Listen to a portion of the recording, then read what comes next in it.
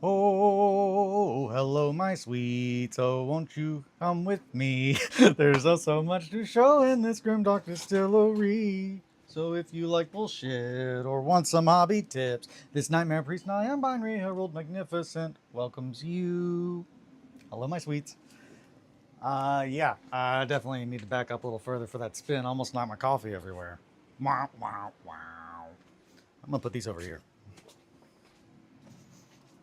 Oh boy, a storm's a brewing. Like literally, it's just been raining like all night long. How are you all? Good morning, Mowgli and Roz. We're alive. So you can, nope, just goblin constantly refreshing. I get it. I get it. Yeah, shift started an hour ago. Oh no. Uh, that's not gonna. Yeah, I was so close to calling in today. I'm so exhausted. Hopes that this is right when I get home from work. There you go. Yeah, no, I completely get that. It's super rainy here, so it's just like my wife was just like, I don't want to go to work today. I don't feel like doing that. I just want to lay in bed. I'm just like, man, that sounds great. That sounds great. All right, so we are going to pick up on the grief. Yesterday, I painted the rest of all of the terrain for the Fall of Rothenburg, and by painted, I mean pretty much did all of the just the base coating with different layers of different spray paints. Then I'm going to go back over it, clean it up, just certain spots, and then it's all getting washed very, very, very heavily. Uh, there is a whole lot of it, a whole lot of terrain. So I got to get working on that, and then I got to start building all the little guys to fight over Rothenburg, I suppose, as one does. Yeah. Let's see. What was I doing? Oh man. I just spilled sand all over my leg and on my flip flop. Oh God. Oh God. What am I going to tell my wife?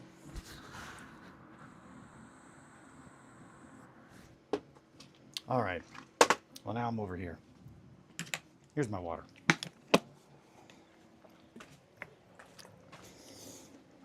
Grief. That's what we're doing today. Grief, grief, grief. I got that indoor beach. I gotta say, I'm not excited about the indoor beach that I just created, but that is a problem for 10 o'clock. Not right now. Oh boy. Okay. I've been trying to type and get everything set up on fourth wall, so now I gotta change gears. I gotta get in work mode. Oh boy.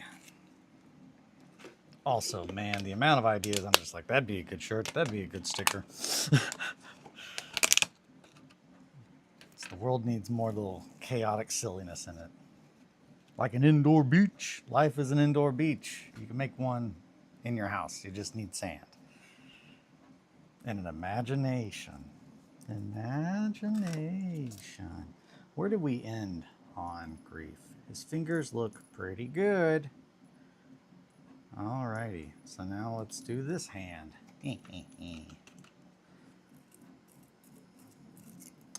Well, hopefully work is not bad for everyone, or was not bad if you have already finished work. I've got a lot of work to do today myself. I'm seriously just kind of just like, how the hell am I gonna get all this stuff painted in time? Oh boy. So I don't know if I said this Thursday, but it'll probably be next Thursday that we start Fall of Rothenburg, because I have to finish painting, and the board is not done. So time is always against me. I'm not making it up. Me and time, we got beef. Time beef. Alrighty. Super glue. Pull it tight. Yeah. Greeblin and Grebo are going. Well, Greeblin's going. Grebo's not going. I need to print some stuff, but I am waiting on a shipment of filament to get here. So I'm waiting on that. That'll be here today, and then I don't have to worry about it running out halfway through, and then the power going out, and it being like, I'm sorry, we can't start over from where we were when we stopped. Greeblin. Greeblin's like, dude, I'm still printing right now. Watch what you say.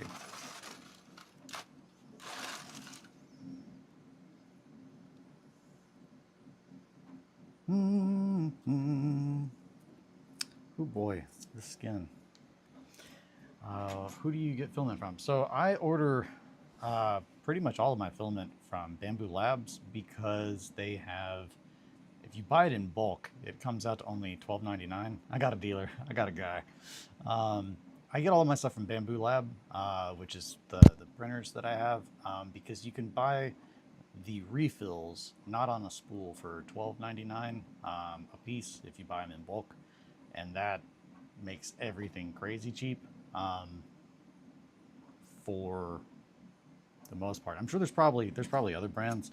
I've not had as consistent of a experience with others. I've used Hatchbox before. Sunlu, I want to say, is the other brand. But there's a couple of different ones that I've tried on Amazon whenever I just had my Elegoo printer that I no longer have. But when I switched over to the X1Cs and just Bamboo Labs in general, I really liked how their filament is and how easy it is to switch it if you do it right, and just not having to have the waste of lots and lots of spools everywhere, which I got a lot of spools. They are on this side. Yeah, pretty much most of these squares have a good amount of spools in them, like kind of stacked up. And I've got different like cables, like extension cables, extension cords that are all wrapped in, or that are wrapped around spools. I tried to use them, and then same thing for terrain, but you can only have so many spool shaped things, and then you're just like, what the heck is this place? Why are there just platforms everywhere? It can be really handy for that, for terrain. I just have not had a idea to use them on yet, but that's why I'm saving them. But I go through a good amount of filament, as you can probably imagine. So that's the best bang for your buck for me. And I don't think that there's anything really that separates them if you're not using a Bamboo Lab printer. It's just more of the ease of use if you are. But yeah, good question. Hadn't gone back to Bamboo since my free membership ran up. Half expected them to be hit by Donnie's. Yeah, they had a weird way of handling it. They dropped the price, I guess, to stay in the market. So the X1C went down, I think, like $250. And then they also had a back to school sale, which is where I got Grebo. Whenever they did that, I was just like, well, I was already thinking I need to get a second printer. Just time. Time is the. Good morning, bud. You need a sponsor for it. I know, right? Morning, bud. Sorry I slept through the hang yesterday morning. Morning, Moogly and Roz. Hi, paper. Yeah, no worries, man. Hopefully you got good sleep. Yeah, no, that would be awesome. I would love a sponsor from Bamboo Lab, or any other filament for that point. Morning, Possum. Welcome. It's so muggy this morning. Yeah, it's real wild out. Like, it just rained all day, or I guess all night. I slept pretty well. I slept through the rain, mostly. My wife did not. She was just like, yeah, there's just lots of lightning. She's like, I can sleep through the thunder, but like the lightning wakes me up. And I get that, because it's just like a bright light in the room all of a sudden. Grief is looking so hot, dude. Why, thank you. Grief tries to keep it very... You got to make sure all the skin's nice and tight. Yeah. I have an obscene amount of terrain to paint that I started on yesterday. Lots of washing. Going to be doing a whole lot of washing today. And well, technically, the first thing I'm going to do is I'm going to finish setting up the fourth wall, which I spent a good amount of time on that yesterday, but it's not completely done. Johnny is still working on a logo, but he said he should have that this week for the distillery. So until then, it's just going to have my little emblem, which is fun. But yeah, should get that. Got to make sure that the skin's nice and tight. It does feel like an Adventure Time bit. It really does. You just gotta. I'm going to, or he says, I'm going to unzip you and wear you like a jacket. I have approximate knowledge of many things. And I don't remember what he calls them, but it's, oh, how did you almost know my name?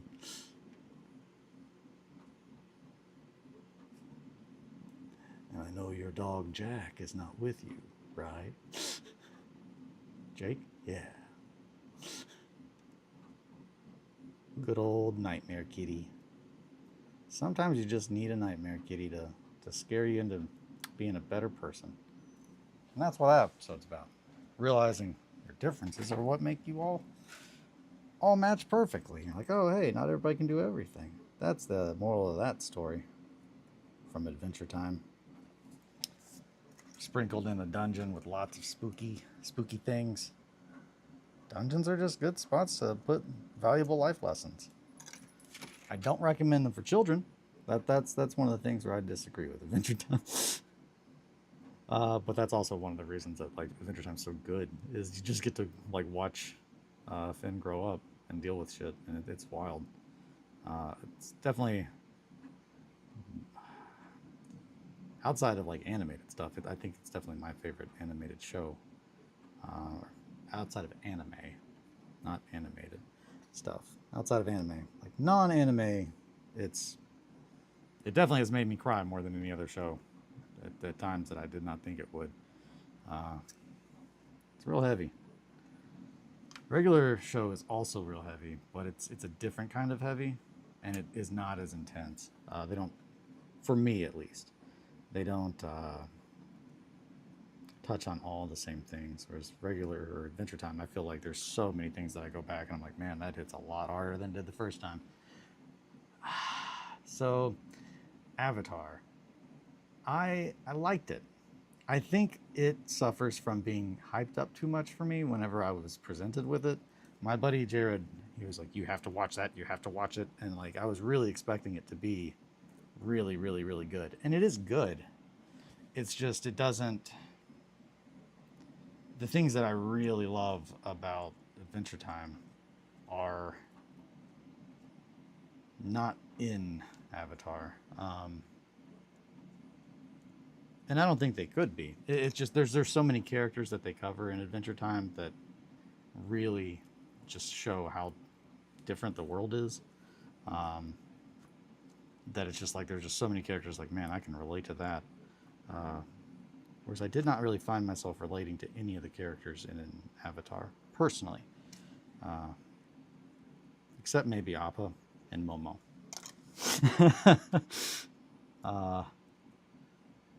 Who I love very much. Our household was very, very much like, I don't really care how this ends, but we are with Appa. He's great. Love him. He reminds me of Theo if Theo is really big and could fly. Speaking of which, I need to go give my son food before he comes down here and yells at me. I'll be right back. But what if that child can punch your buns?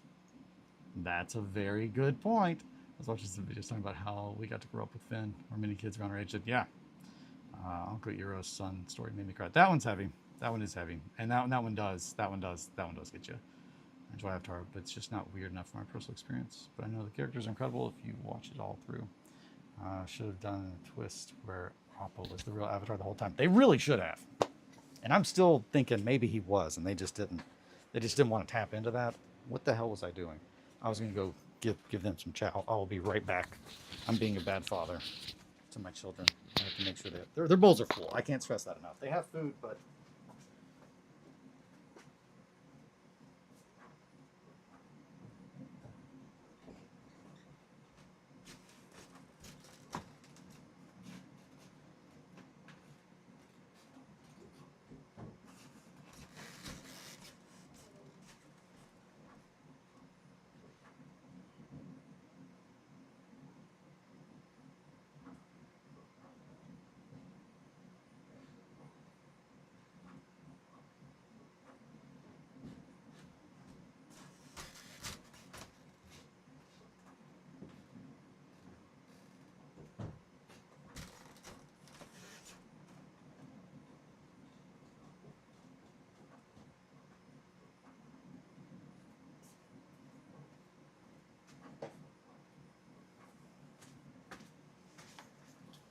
Okay.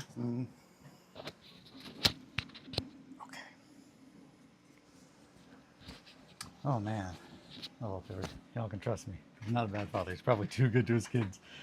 The original air teachers, the moles were Earth. Oh yeah, I forgot. Appa was the ones, like Appa's the sky bison.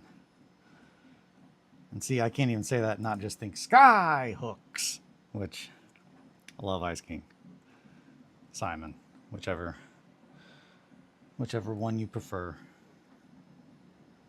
Yeah, anything involving Marcy and Simon, it's just like, oh, this is gonna probably make me cry. And I'm okay with that. Sometimes you need a good cry. You need a good cry sometimes. It does a lot. And thank you, Sky Son. Skyson, the Skyson, the Sky Bison. Oh boy, thank you for defending my parenting. If anything, they are spoiled rotten. There was food in the bowls. No one is going hungry, regardless of what they say. I know this, but it still works, and that's why my wife says that they are like they are, because I am an enabler. I could never get into Avatar. I think everyone praises the latter stuff, but I always bounced off the beginning of the series. I will say that the beginning of the series does not start as strong as it gets. Also, I can't stress enough. I think I was just oversold it, because the guy that really wanted me to watch it. It was after we finished Full Metal Alchemist Brotherhood, and he was like, "Dude, you've got to watch Avatar. It's even better." And I was just like, I strongly disagree with that. They're two very different stories, but I do appreciate Avatar, and he also has kids, so it's just like there definitely is a difference between enjoying something that you can enjoy with your like people that are important to you, and something that like, oh yeah, I don't think I really want to get into all that. So that definitely has an impact as well.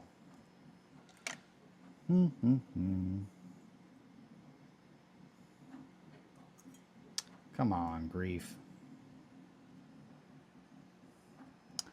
These fingies are very tiresome. I'm tired of making your fingers grief. Good grief. I love the beginning for Zuko's arc. Yes, now, yeah, that is good. I definitely enjoyed the turn on that one. Which is just like, man, I was expecting it, but I was just glad to see it either way. Just like personal growth. We can do it. We can change. By we, I mean people.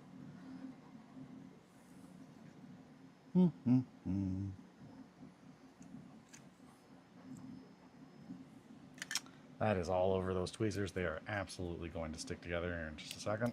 Oh my goodness, now it's all over my hands. Now they're going to stick together in just a second. It's just crazy. What are we even doing here, grief? Get in there. Gotta get it right, get it tight. Tight skin. I found you, Miss Magoo.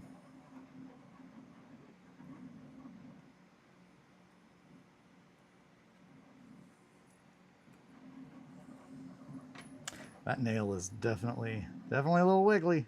I think it might have gotten a little too wet, so I'm just gonna pull that off real quick. Make it a little bit easier.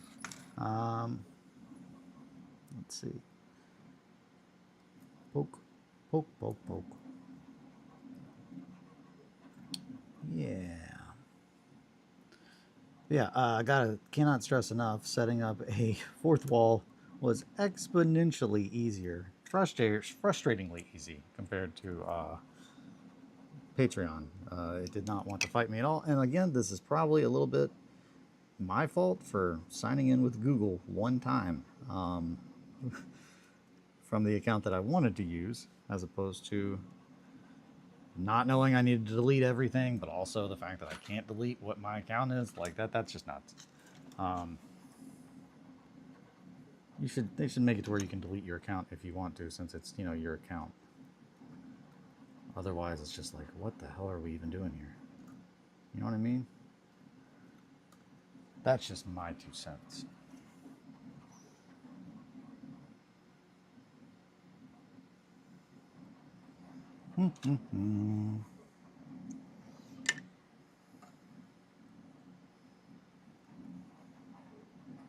Oh, I do have.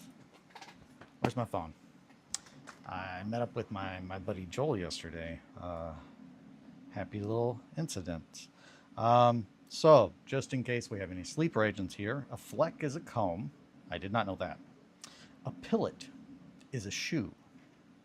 And then we all know a corf is a tiger, a tay is a hammer, a lep is a ball, and a luppet is a mild cheese. We all know that. And I am very sad to know that there was another person that might have been able to give us more of our lexicon, but I forgot to ask them. It's always a weird thing when you're like, hey, I haven't seen you in 20 years. Do you remember this insane thing that we had to do as children? And I'm pretty sure we were just like being turned into sleeper agents. It's just like, if you can tell me a code that you remember, it might help us solve this. That's a weird thing to present to people. And yes, oh yes, well, of course, we all know that. And by that, I mean, there's like maybe, honestly, the guy that I forgot to even ask yesterday might not have known, because again, it was such a very small window in time where they were like, I think we need to see how well these kids can remember phrases. What a strange thing to do. I still can't wrap my head around it. Outside of, yeah, it might have been some sleeper agent shit. We're going to raise grief up just a little bit. Going to raise the grief, kick it up a couple notches. And by that, I mean a couple inches off the ground, so we can more appropriately crimp. Cramp. Kind of sounds like Grimp. Grimp being the cat that I made with one of the very first AI like art things. That it pretty much, it took anything, any number, and it turned it into a cat. The grimace. Yeah, definitely didn't get any of that gobbledygook. Okay, good. You're not a sleeper agent. So the one that I always remembered was a corf is a tiger. And I love that. That is a great band name that eventually I'm going to do something with. And then a lep is a ball. It's so, man, it's just really weird. Yeah, I don't know. Essentially, it was like one of those... it was just some weird fucking test that the government like gives your school money for. I'm assuming to like, hey, do this weird shit with like, you know, these kids. I can't stress enough. That's all I really think it comes down to. And they're like, oh yeah, you know, your scores really, they do a lot for our school with like funding and that kind of stuff. And it's just like every bit of that. And as an adult, I'm just like, that sounds extremely suspicious, especially. I'm sure that wasn't a Kentucky thing. See, that's the thing. It might have been. It might have been. But like the like my wife and her sister, who like her sister's the same age, like they have no knowledge of this. So it wasn't like a completely across the board like our state. I think it was very much like that we went to a very weird school that like is a public school, but it's like wants to pretend it's a private school. It's very weird. Weird vibes. Weird vibes. Kind of culty, if I'm being honest. I had a call, so I'm missing some context. Are we talking about if Opa was mixed with Grimace? Maybe. I don't know if we got into that, but that's a good context. Like I like that. Let's dabble in that for a little bit. So if Appa, now see, you said Opa. Dog, I think you got MKU Ultra. I think I did. I think that like my I think we got MK Ultra, and I'm trying to find the words that I need to activate. But yeah, that's really what it sounds like when you look at it on paper. It's just like, did you guys MK Ultra like a couple hundred kids like in a very specific time period at my school, and I'm one of them? That's what it sounds like. He activated the sleeper agent. What if you're exposed to some crazy chemical and they were making sure your brain still worked? Now that I would also believe. Huh. That's a horrifying thought that I've not even, that has never entered my mind. Man. Margot 235. Yeah, it makes you go crazy. You learn a bunch of gobbledygook words, and then you do crazy shit. I don't know. I'm still working on what it's gonna do. But yeah, that's it over there. I made it, and now I'm gonna figure out what it does. Classic Margot stuff. Classic Margot bits.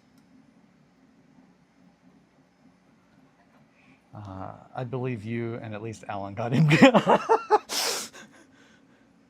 I appreciate that, and that absolutely tracks. Did you hear about the theory as to why we don't have serial killers now? I've not heard any theories on that. We do have serial killers though. We just don't. There's so many. There's so many. My wife watches way too much true crime, so it's like the amount of people that are out there that are just like that. Yep. No one thought any of this was crazy or noticeable. But no, I have not. I would be very interested to hear. Has to do with lead and gas, and the lead messed with our brain development. Oh. Huh. This a tangent of lead poisoning? What's this one? Yep. Huh.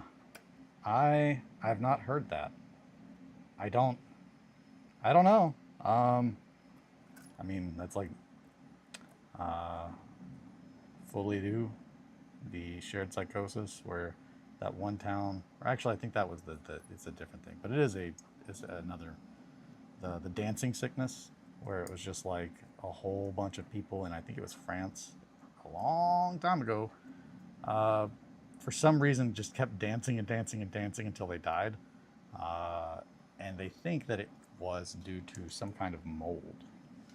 My friend blames the lead for how boomers are.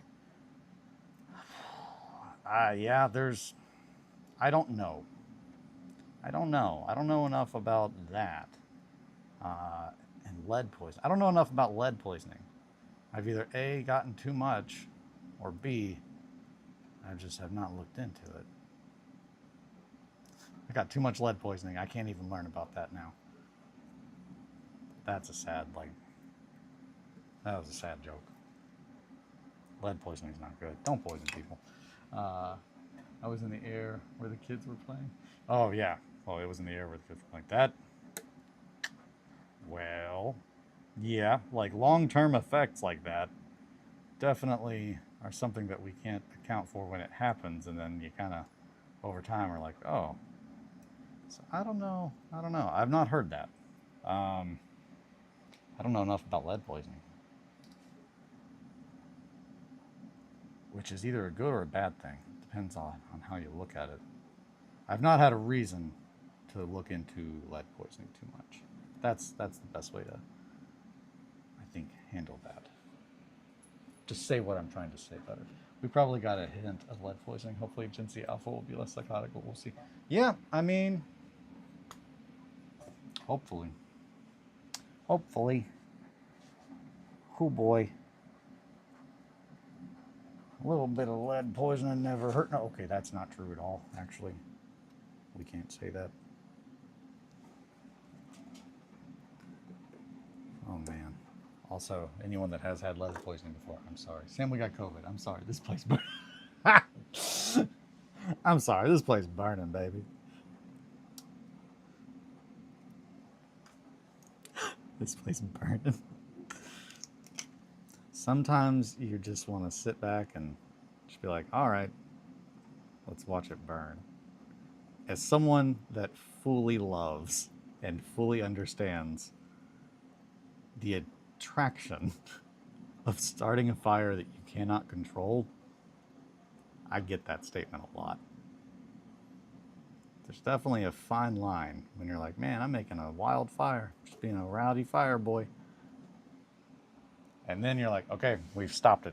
Okay, we've hit the point. I'm no longer in control. this is it's in God's hands now.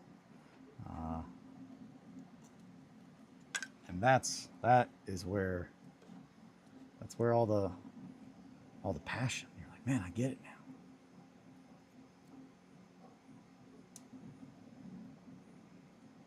Or just crazy ramblings. It's hard to tell sometimes. When you got janky old wizard eyes like me, it's just crazy in your face all the time.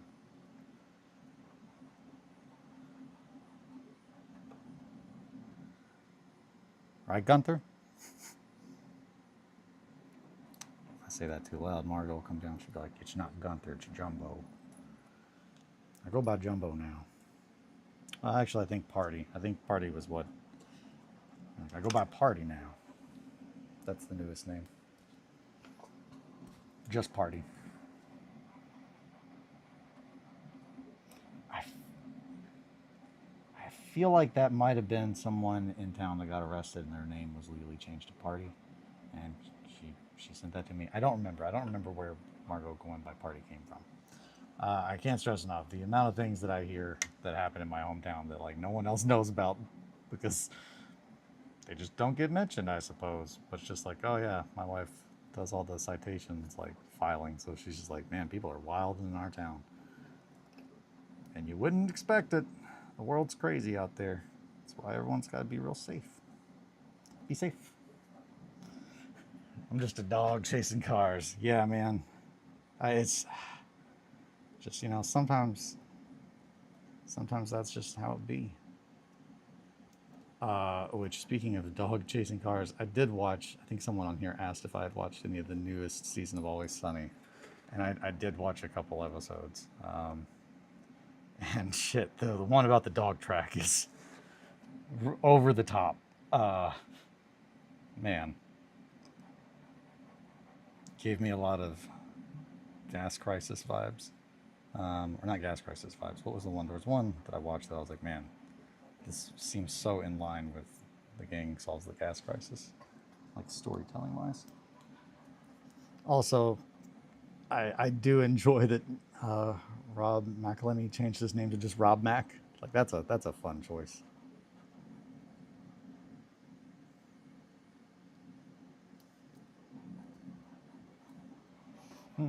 Hi, my name is Name. Cool name.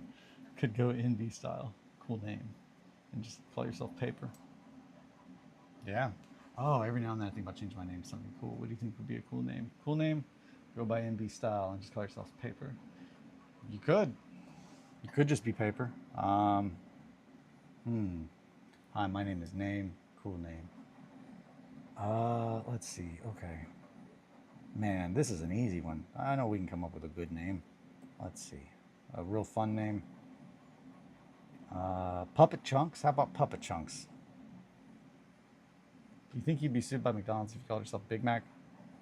Me? No. Him? Yes. Frankenberry is always a good name. But not so much a handle. It's more of it's only really good if it is what you legally change your name to. Like no last name. Just Frankenberry. All of the Ninja Turtles and Super.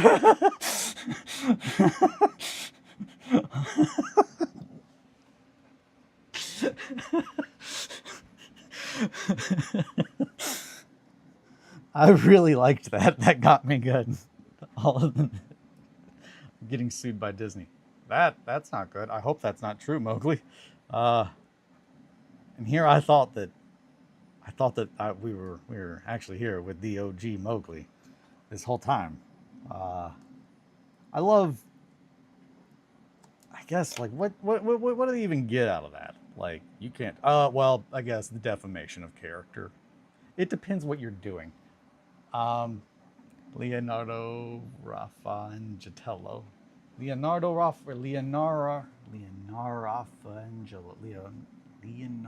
Fangelo. That's a good one. It's very difficult to say. I don't like that, but I love where it comes from. But I honestly, God, I miss hanging out in here, y'all. Well, thank you, Possum. You rock. No, it's It's good. It's good. It's good. We got the creative juices flowing. This is proper community workshopping right here. Uh, no, you rock. Yeah, we gotta help. I can't stress enough how much I love that being a thing. Hey, I need a name to go by. We got you, fam. Don't worry. it's, it's like when I tried to convince Sam to get a snake tattoo on his neck. He has no tattoos. It's very clear. I need to make it very clear. Sam has no tattoos, and my pitch was, you should get a snake tattoo on your neck. And yeah, I still stand by that. Would be cool as hell. It would make you look really, really, really hard. But then I think like the moment people talk to you, you're like, oh man, I thought you were gonna be like real scary, but you're kind of just a big goofball. You're all just big goofballs. And it's like, yeah. Yeah, don't get a snake tattoo on your neck though, Sam. Unless you want. No, I was joking. You made the Big Mac joke. Oh, wait, I was joking on your name, wasn't it? Yeah, no, oh, well, shit. I mean, both. Which, yeah, that's the defamation of character is really the thing. I think you're fine as long as you don't do anything with your name being Mowgli and the avatar of Mowgli. I thought you'd be scared, but you're just a big goofball. It's literally 28 community. I can't stress that enough. That sums up the 28 community very firmly. It's like, wow, I thought you all would be scary. You all seem very intimidating, and just like you're actually just a bunch of big goofy kids that care about each other. That's 28 community. um, I talked about we talked about that yesterday, Johnny and I on our call. Which, man, I'm so pumped. I'm so pumped for so many things to share with you guys. Um, but yeah, it's gonna be good. It's gonna be good. And Johnny shared with me a couple of different things. He's supposed to send me a snippet he got from a class that he took. He explained a good amount to me yesterday, and I cannot remember the artist's name, but as soon as he was talking about it, he was like, yeah, pretty much this guy was like treated like shit his whole life and blah blah blah. It's all these things, and he's like, so then he just started making art that was just really intense, and everyone was like, what the fuck? And I was like, okay, I see how this guy ties in, and would be someone that like would be referenced, his art. So I'm very curious. I forgot the name of the artist. Not one living. I mean, this is like hundreds of years ago, to my knowledge. Starts with a C or a G. I don't remember. I'm a goofy gooba. Rock. We're all goofy goobas. Rock. Also, I did not make any more goblin music. I did spend time doing that the other day that I might not have needed to because I got a lot of other stuff going on. But when someone says in our community, I'm trying to make something for our community, and also in there is the phrase goblin music, and you just want a minute of my time, you got a minute of my time. I can make goblin music in a minute. I make goblin music all the time, just being alive. Beep boop. That's not goblin music. I did misunderstand though, because initially I made music for goblins, not music from goblins, which I cannot stress there is a big difference. Music for goblins was played on a very out of tune guitar, intentionally trying to make as much dissonant noise as I could, but still having a tempo, and still, having a good overall vibe, because goblins, they like it to be a little, it doesn't, it's kind of crunchy around the edges. We need music for goblins. Yeah, like, now on the other note, I did start a long time ago working on and that's absolutely something that I want to finish, like with the Grimdark Distillery, because it's the same kind of stuff. I want to have music for like games to be played against, or like a score, a soundtrack. And yeah, the concept album was called Togram, but it's just supposed to be an ambient, like dark fantasy kind of score. And the opening track was a mountain of goblin corpses, which if you guys would like to hear any lore about Togram, I can read that. I think it's a good little story that I wrote And that's the kind of thing that I do when people are like, hey, give me a character for your backstory. And I'm like, cool. And that then ends with the person who asked for like the background was my wife's best friend, Chessie. She did the wonderful BRB drawing for me, and all the other wonderful drawings that we have in our house of our babies. She just has a very wonderful style. It's very silly.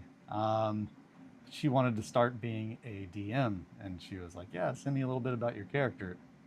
She did not expect me to send a very long, heavily thought through background for an entire like race, and like their like pretty much like history of where they supposedly come from like a religious standpoint. I went really hard in the paint. Yep. Music for goblins is necessary, though I think folk punk era is real close. Me trying to play miniature games against the soundtrack, not really sure what moves is we're trying to make. Yeah, that's it. Yeah, music from goblins was the better of the two, in my opinion. I get it. Roz's goblin back me up here.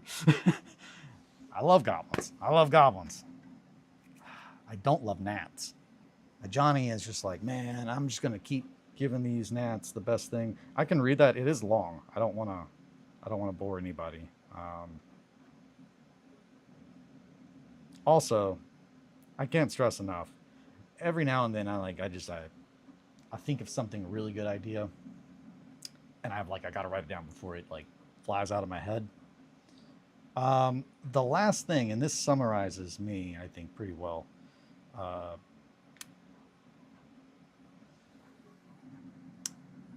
And I took a screenshot so you could just see it, but that just says notes today, 7:12 p.m. Good ideas. Send me dead bugs. And I think what I was trying to write at the time was, that is something, if you find a cicada that is like preserved but dead, man, that's a wonderful gift. I love that. And that's a crazy thing to tell people, but I thought, yeah, all right, okay, cool. Well, if you guys are in for it, I'm down to read it.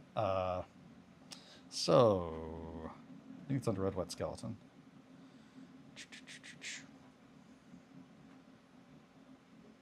So, where are you?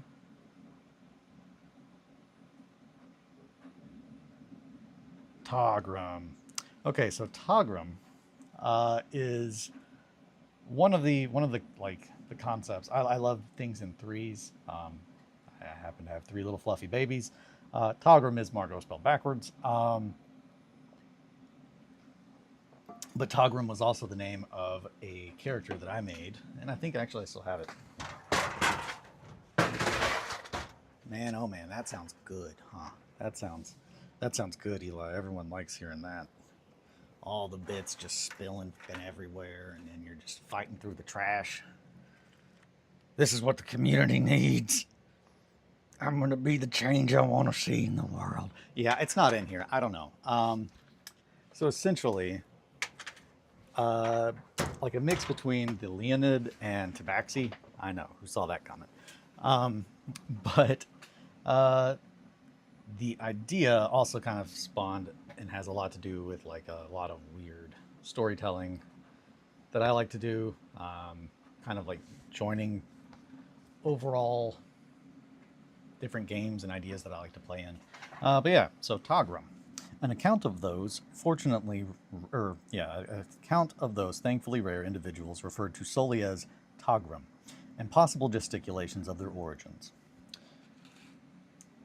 It is said of those Felid tribes of the harsh north, there are ancients amongst their kind so old as to retain close-hand accounts of the origins of their species. Whether these monumentally old lore keepers and philosophers truly exist is a matter of question, no doubt, but that is not the purpose of this manuscript. These fabled ancients, when roused from their near-death slumber, supposedly can vouch that their race was matter-of-factly born of the divine. This account is what we have pieced together of the tales gathered from travelers and wanderers over the long centuries that have passed since this race came to be known to the world of man. In the beginning, there was only one, divine and all-powerful amongst that lifeless tundra. It is he this race simply refers to as Father. In his eternal solitude, he grew lonely and saw fit to create a son. This is the fabled first son of their kind. Father lauded the first son with all manner of gifts, anything his heart would desire, and this brought Father great joy. The first son grew, and as he grew, he wanted more, as all children do, born of divinity or not. He wanted a kingdom. He wanted mortals of his own to care for. Thus, Father once again gave his son all he desired. The first son became the first king. The kingdom thrived, for it was provided truly by the divine, though this was hidden from the populace, so all praise was to be lauded on the first king. The kingdom grew large and populous amongst the highest of the mountains. Behind the great fortress city, Father built solely for his son a great garden of countless levels that rivaled the mountain itself in size, hidden by his divine light from all but the first king. It is here the two would meet in private, a respite from the many now that would steal attention from the first son, for which Father cared more for than anything. As the kingdom grew, Father watched his son learn the ways of mortals, and his heart ached as he saw his son grow jealous of the bonds that they made, of brotherhood and family. It is here that Father, in his love for his child, gave unto the king two siblings, two equals, though different in character, to the first son, as to provide all the enrichment Father had painfully watched him crave. There are no accounts of the last words spoken between father and son, between God and demigod. Father had expected his son to rejoice, but the son did not. In his great hubris, the son locked the only two gifts he had never asked for away in the bottom of his great fortress. In his selfish anger, he sealed the great garden and turned his back on his father. Time rolled ever forward, the first king reveling in his accomplishments as a ruler, forgetting all about his father, forgetting all that had been given unto him. To the south of his great kingdom, unknown creatures slowly ventured forth. The first of these were goblins. His people fought the never-ending tide of intruders back time and again until the king grew tired and offered a great reward of anything the heart could desire to any who could finally crush this foe. Months passed before word came north, a tale of truly unfathomable slaughter. The great horde cleaved to nothingness, a frozen ocean of blood upon the icy plains. This pleased the king immensely, for he sought death to all who would defy his rightful rule. He demanded this great hero brought to him. In his throne room the warrior was brought, and in silence he was beheld. Black armor stained in many thick coats of dried blood, its stench overwhelming. The warrior held tools of bludgeoning that permeated the touch of death itself. The king demanded to know this great hero's name, so he may lay blessings and praise in earnest. It is said that on that day the king's rage was so great that in his frenzy he laid a blow upon his great throne so heavy that it burst the monstrous crack that now runs through the first city fortress walls that can still be viewed there today. The warrior spoke but one word before leaving the king in his frenzied rage. Togrum. Beneath his great fortress, the king stormed to the two chambers known only to him, one of which remained sealed, and the other empty. From his mighty bedchambers, the king looked through his looking-glass upon the sealed garden behind his kingdom, and called out to his father, yet no reply came. Amongst the great garden, countless lights could be seen. The first king looked on in horror to see a horde without end of goblins had taken up refuge in the sacred ground he had once played with in his father so very, very long ago. How long had they been there? How long had he ignored his childhood home? Through his looking-glass, he saw the mob was in a great panic. In silent disbelief, he watched as level by level of the great garden grew dark, and over the course of days, level by level was stained with black goblin blood. On the seventh day, no lights remained. The king looked on in silent horror, as a sole figure emerged on the highest level of the great garden. Silhouetted by the moon, the king met eyes with his exiled sibling. From these stories, we cannot make any claims of truth. How could we? It does give some insight to the tales we have come to hear across the great lands. I personally ascertain that those who refer to themselves as Togrum are simply warriors of some obscure cult, so old as to almost be forgotten by all of their own kind.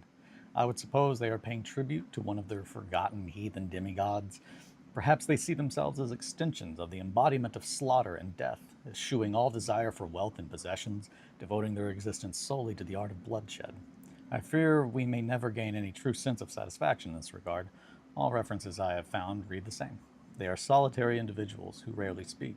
The only intelligible rumblings ever spoken seem to be barbaric war cries and dark praises to their patron. They are truly lost souls, seeking only to sate their insatiable need for violence and bloodshed. And that is what I sent when they asked for my character's background.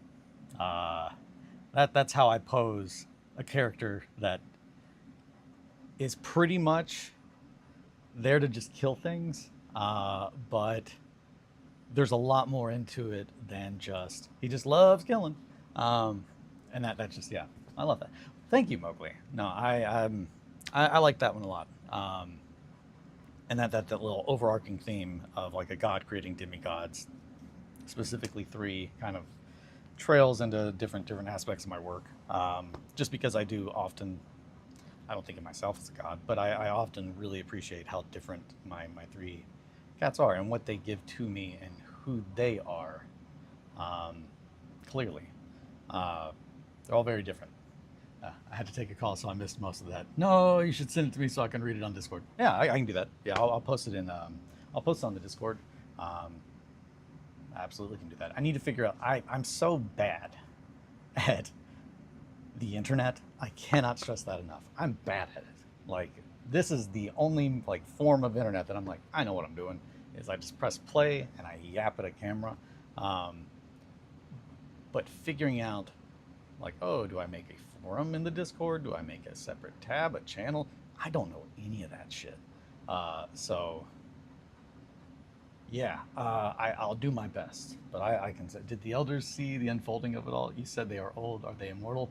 Yeah. So essentially, the ones that are recounting this story supposedly are so old that they remember this happening. But I really wanted to leave it in kind of a vague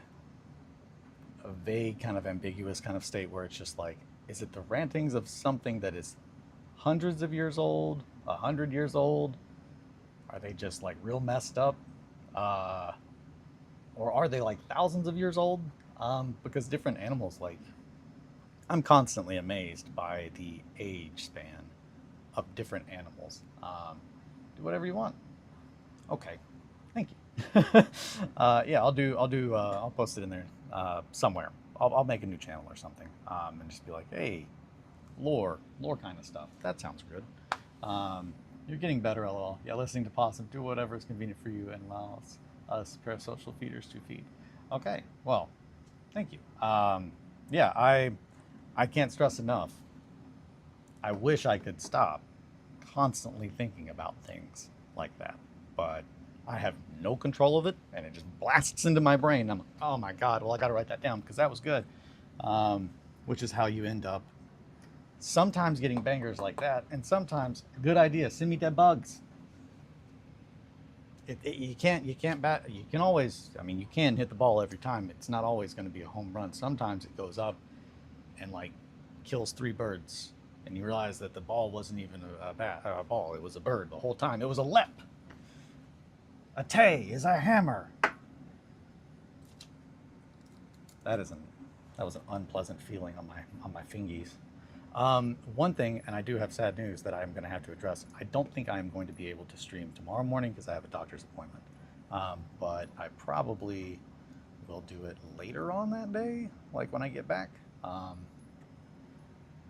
didn't want anyone to be upset about that, and I absolutely will post something on the Discord saying that as well, so people know.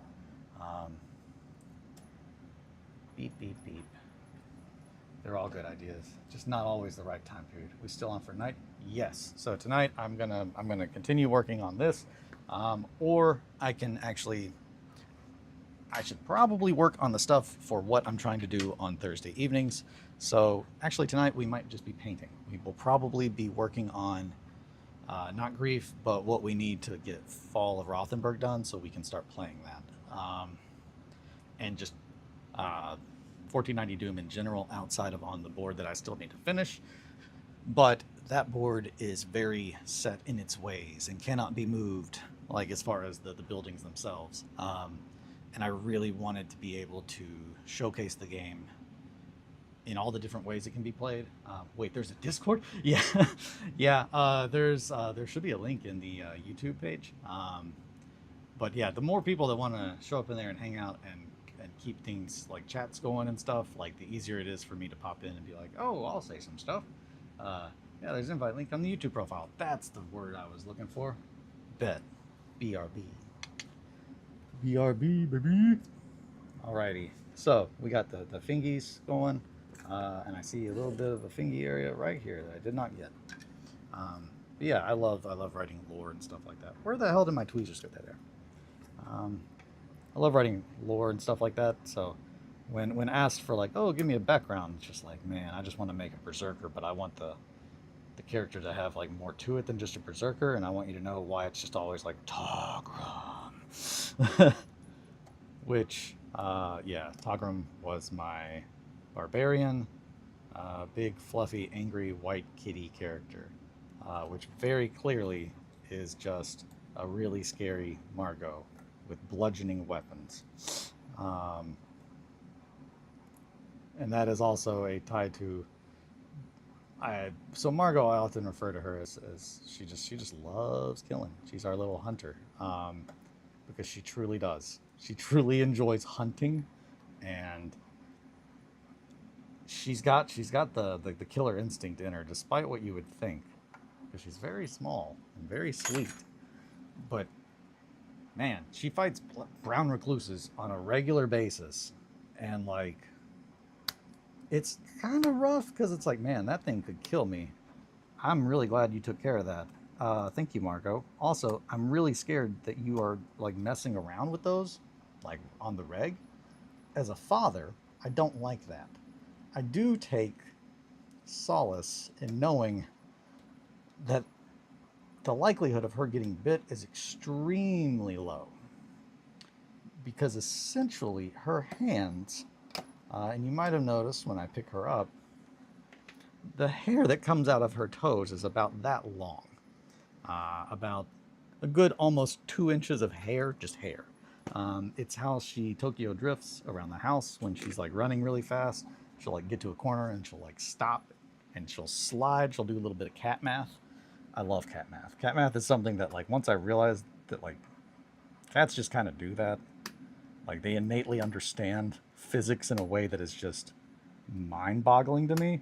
The amount of times that Theo has like nonchalantly like walked up to something, looked at it for a little bit, like I can tell he's thinking, and then he'll do something else, and his reaction, it might just be that he's just got really fluid reactions, but his face does not change. Like he doesn't, there's not a moment of like, oh man, I didn't expect this. Like he'll jump in something knowing that it'll turn him and roll where he's trying to get to, and then he'll just look at me like, and I'm just like, man, I wish I had your understanding of the world around you, because I feel like it's just hard for me to like walk around the house sometimes without smacking into stuff with my big meaty claws.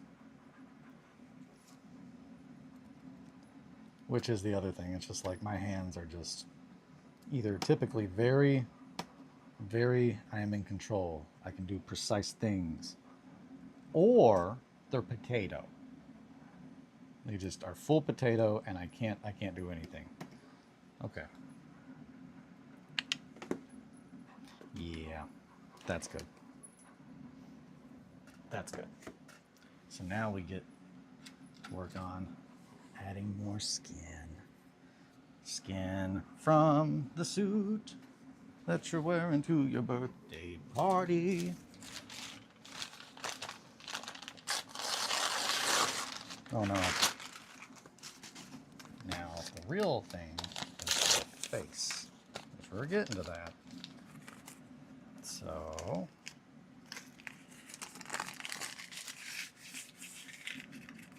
gotta get nice and crinkled. Nice and crisp crinkled.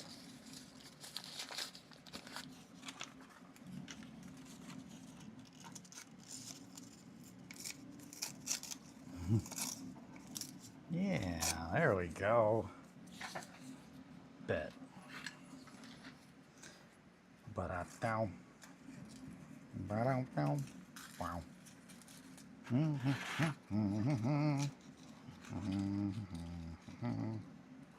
Yeah, just like that. Just like this. Beep, beep, beep, beep, beep. Man, I was supposed to super glue that on there. It's okay.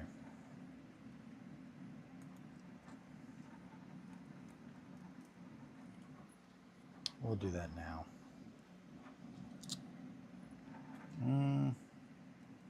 Yeah, right there.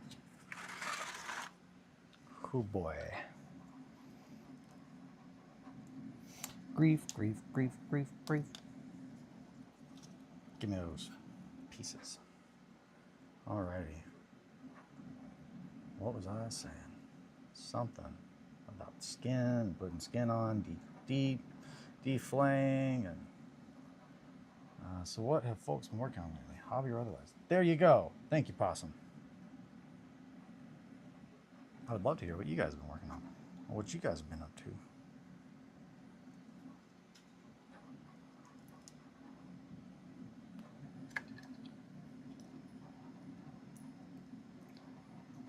Now, Johnny has been working on lots of demons, and I'm like, man, well, specifically Black Legion stuff. I'm always just like, I love the Black Legion, but I need to work on other stuff right now.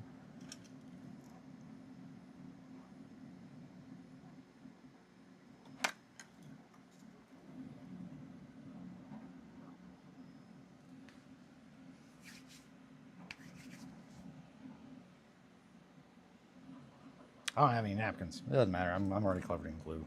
I'm just going to be covered in glue my whole life.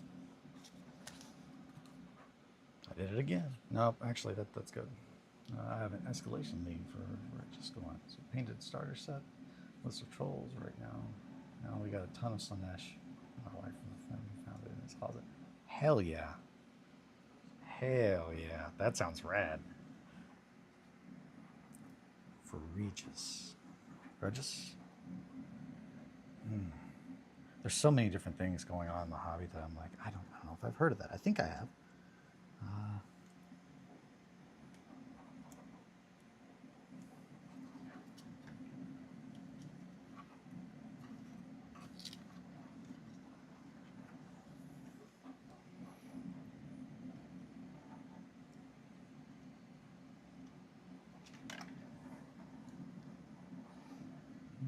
Regiments. Reggies. I'm painting zombies for running in Human Harvest at Slowed Up Game Fest. Myself painting some minis from Townsville. Regiments? Gotcha. One page rules. Gotcha. To say it's a government name. Sorry, I didn't mean to not understand. Isn't that the truth always? Hoop boy.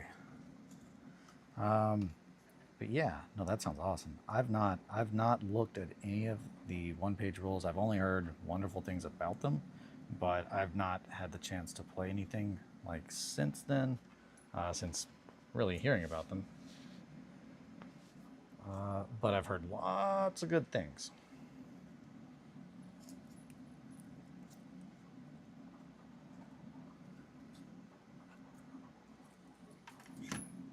We're gonna need. Also, this didn't work. I tried it. You can tell I burnt a little bit of it, and yeah, back to the drawing board.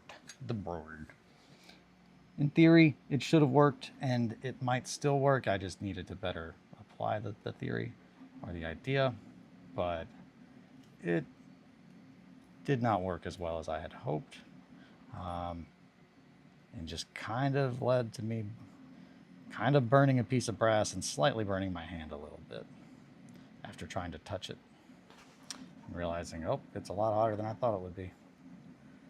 There we go. That looks good. That looks good.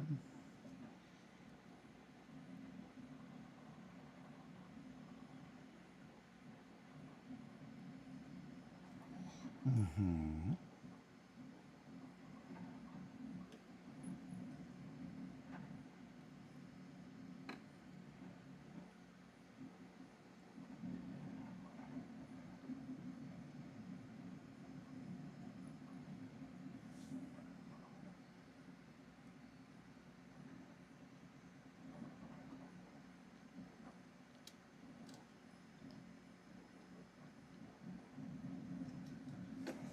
Yes. I like the rule system. Quick and simple. Great to staple other bullshit too. They're all about to add armor rules, so big shakeup soon. I have nothing I'm working on, so I get my fix from Melee. I am happy to be here for anyone who's like, man, I want to watch something get made or be involved in the making. Like I'm all here for that. I can't stress that enough. I absolutely, whenever I first started getting back into the hobby, I was so, the amount of time that I spent on the Tears of Isfin blog, looking at pictures and reading over and over everything I could about the Yig board game, which was my first intro into what is now the 28 community. Okay, I think that's good. It definitely inspired me to make stuff very different than I used to, but much more in line to what I wanted to. But yeah, and that's the same. I know Sam does not make models, but he loves to play, and loves the things that I make, and loves to support me, and always has. He's always been, no matter what I'm making, Sam has always been someone there to encourage me to keep doing what I'm doing. I've always very much appreciated that. Music or otherwise. Music, models, all that stuff.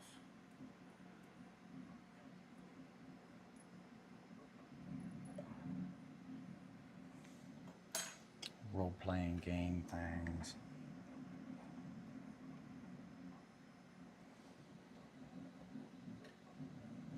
It's stuck to my hands. For rank and flank. I'm a hobgoblin, enjoy myself. Man, I love a good hobgoblin. I love goblins. Hobbin or not. So a hobgoblin, that's just a bigger goblin, right? To make sure I'm not there. I know it's a different subgenre of goblin.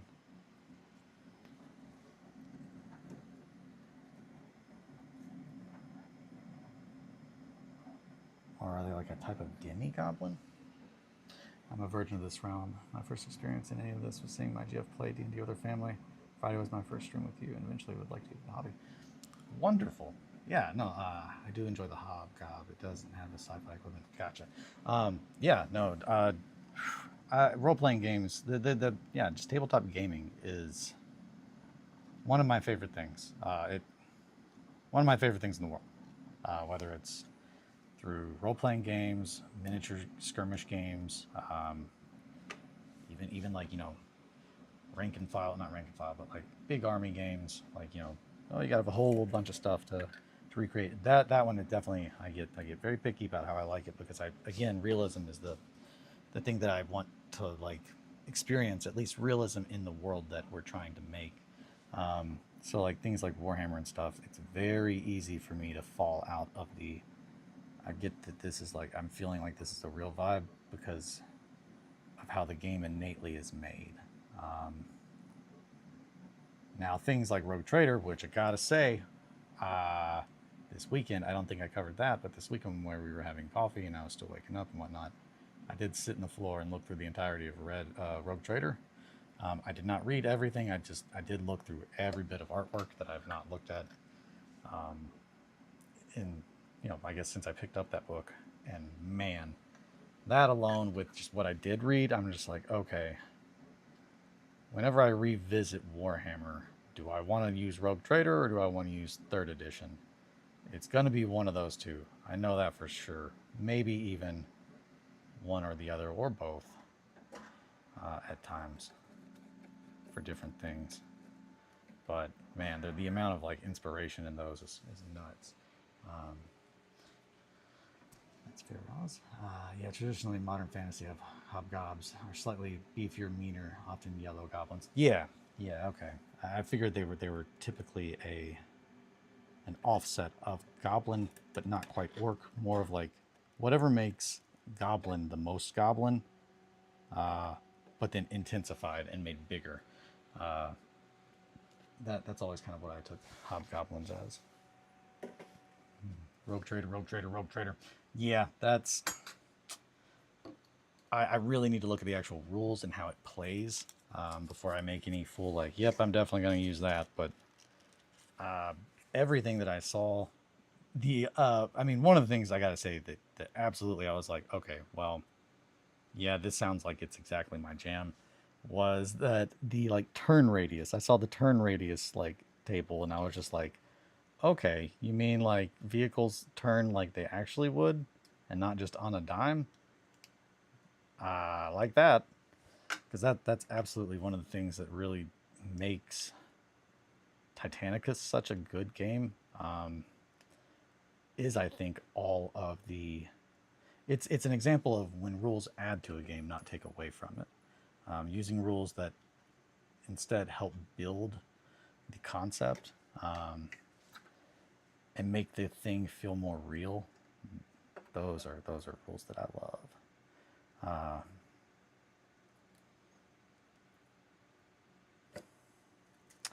Gotta grab that right there. I'm gonna pull this just a little bit this way so we can get a little bit more movement in that skin.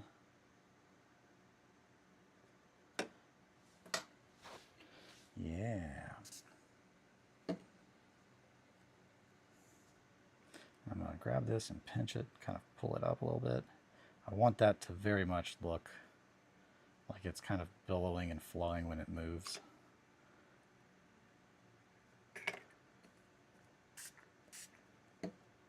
Now we just got to make sure that it sits. Ugly. Find your local community. Folks will often have multiple armies to lend because we're all insane. Yes, I have a comic store that grant hosts games and stuff, but I'm super introverted and struggle going to public. So many free games out there. Don't need to buy a $40 to $60 book, so that's a barrier for you too. That I cannot stress that enough. I'm a guy who likes books, love books. There is no way in hell I would buy another book from certain games ever again because there's no reason to buy them. They are obsolete when they come out, which is just insane. Like, it's insane that it's like been allowed to happen so long and not be fixed in our community. And I don't support that kind of stuff at all. So I definitely would encourage you to look at games that the rules are either available online or at a reasonable price, and they're not something like, I know BattleTech. BattleTech, which I have not played yet, but as far as games, I know Roz and Possum are very big fans. Or maybe not Roz, I'm sorry, I'm trying to think. I could have sworn it was Roz. But yeah, there's so many free games out there, and there's so many games that require so little amount of work in comparison to others. And you can just start playing the game and you understand, like, oh, it's a good game very early on, as opposed to trying to figure out why it doesn't seem to work the way you thought it would, which is that's one of the most upsetting things for me. I constantly struggle with that, and I assume that I'm the problem in the situation most of the time. So when I'm like, man, why doesn't this feel like I thought it would? It's just like, well, sometimes it's application on the user's part, but other times it's misguided from the creator or salesman, depending on where you look at it. Piss. Come on. James Workshop is a bastard. Yeah, that's fly the black flag if you have to. I can't stress that enough. I'm not a fan of. I don't support people doing anything illegal, but I am not gonna say that I don't 100% get it, because why? That's the thing. If you make it to where it is hard for me to support you, and by support you I mean like spend hundreds, if not thousands of hours of my life on something to use in a game that you make, the least you could do when you sell me a $60 book is have it be even remotely relevant the day it comes out, much less the week after. It's just stuff like that that's just like, it's offensive to me. Like, that's just taking advantage of people. Yeah. I'm not a BT fanboy. Battletech Classic was too complex for me to dive into, and I haven't gotten into Alpha Strike. Gotcha. It definitely seems very. I think Eric. I know Eric is a big fan of Battletech, and Possum. Possum likes Battletech a lot. That was close. So close. Oh man. Come on. This is definitely a part where you're like, yeah, foil would have been better. Any suggestions as a first step or a game? So that's hard because I'm just trying to think, okay, if I was going to recommend a tabletop game to get into, I would say find models that you like first and foremost. Because most of the games that I like to enjoy and play, it's just a miniature agnostic. I think miniature agnostic games are definitely my preferred because they're not trying to sell you models, they are trying to sell you a game, which means that they put the time into that. And I think games like 1490, Doom, definitely show how that can work. Same thing with Trench Crusade. The only issue with that is that it's a little more difficult to acquire models that specifically look like the thing you're wanting them to, but there are still a lot out there. And again, it's just a preference. Does that track? I think that tracks. Come on. Come on, Crisp Crinkle.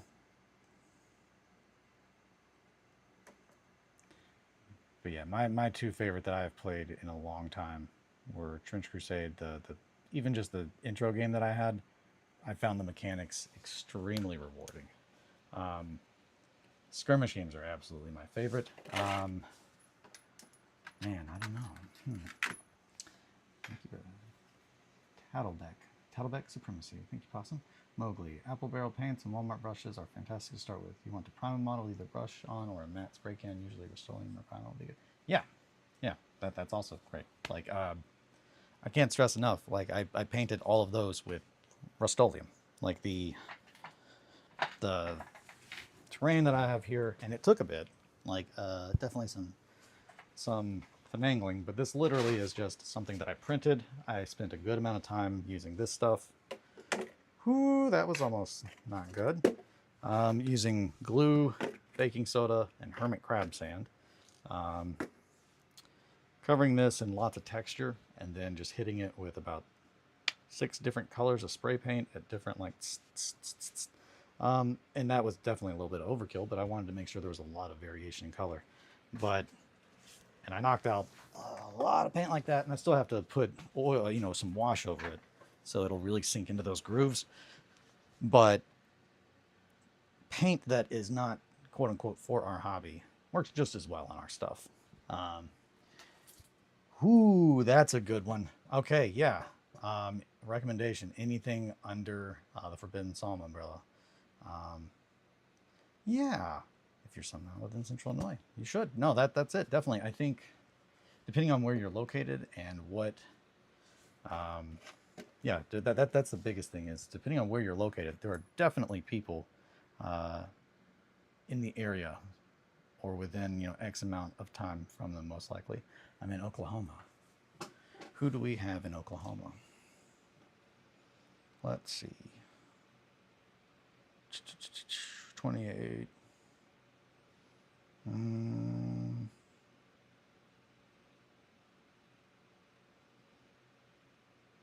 I think it's, so the 28 mag community, or just the 28 community at one point in time, actually, also, Rust, in Rust We Trust. And Rust We Trust is like a big Discord server for the Grimdark community. And the bigger, more broader one is 28, I would say. They're kind of, they're not the same a lot of people in Rust We Trust are also in the 28, and vice versa, but not entirely. It's just different.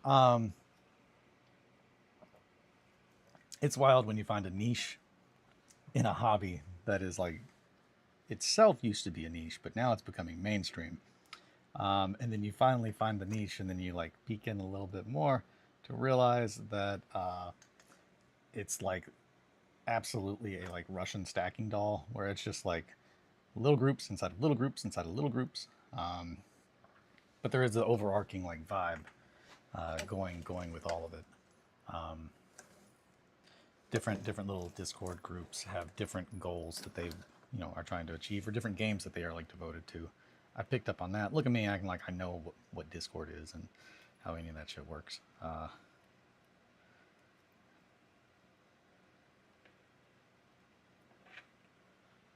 say the Grimdark Distillery definitely is intentionally, I'm really trying to make it be a safe and inclusive place for anyone that is wanting to learn where to start, especially in the kind of stuff that I do. Just storytelling, making real detailed or grimdark, real monstrous things. That's my goal. The main part being I want people to feel welcome and inclusive no matter what. Like I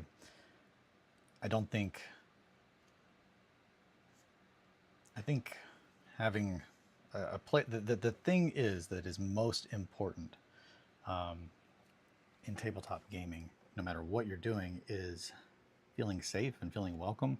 And I was talking to my wife about that a little bit yesterday, but the whole thing is being an adult and wanting to play with little toys or tell stories and play make-believe, like, or pretend with your friends is something that like gets kicked down on as you're growing up. And opening up to like share that with other people is just, it's hard. So you need to have a community that all wants the same thing. And that's where those conversations come in, where it's just like, what are we wanting to play? What are we wanting to do? What kind of games do we play? And we need to, like, you have to have conversations about what is and is not like okay. And it sucks because no one wants to have those conversations first and foremost. And that, you work your way into that once you like get to know people better. But I don't think that you can truly really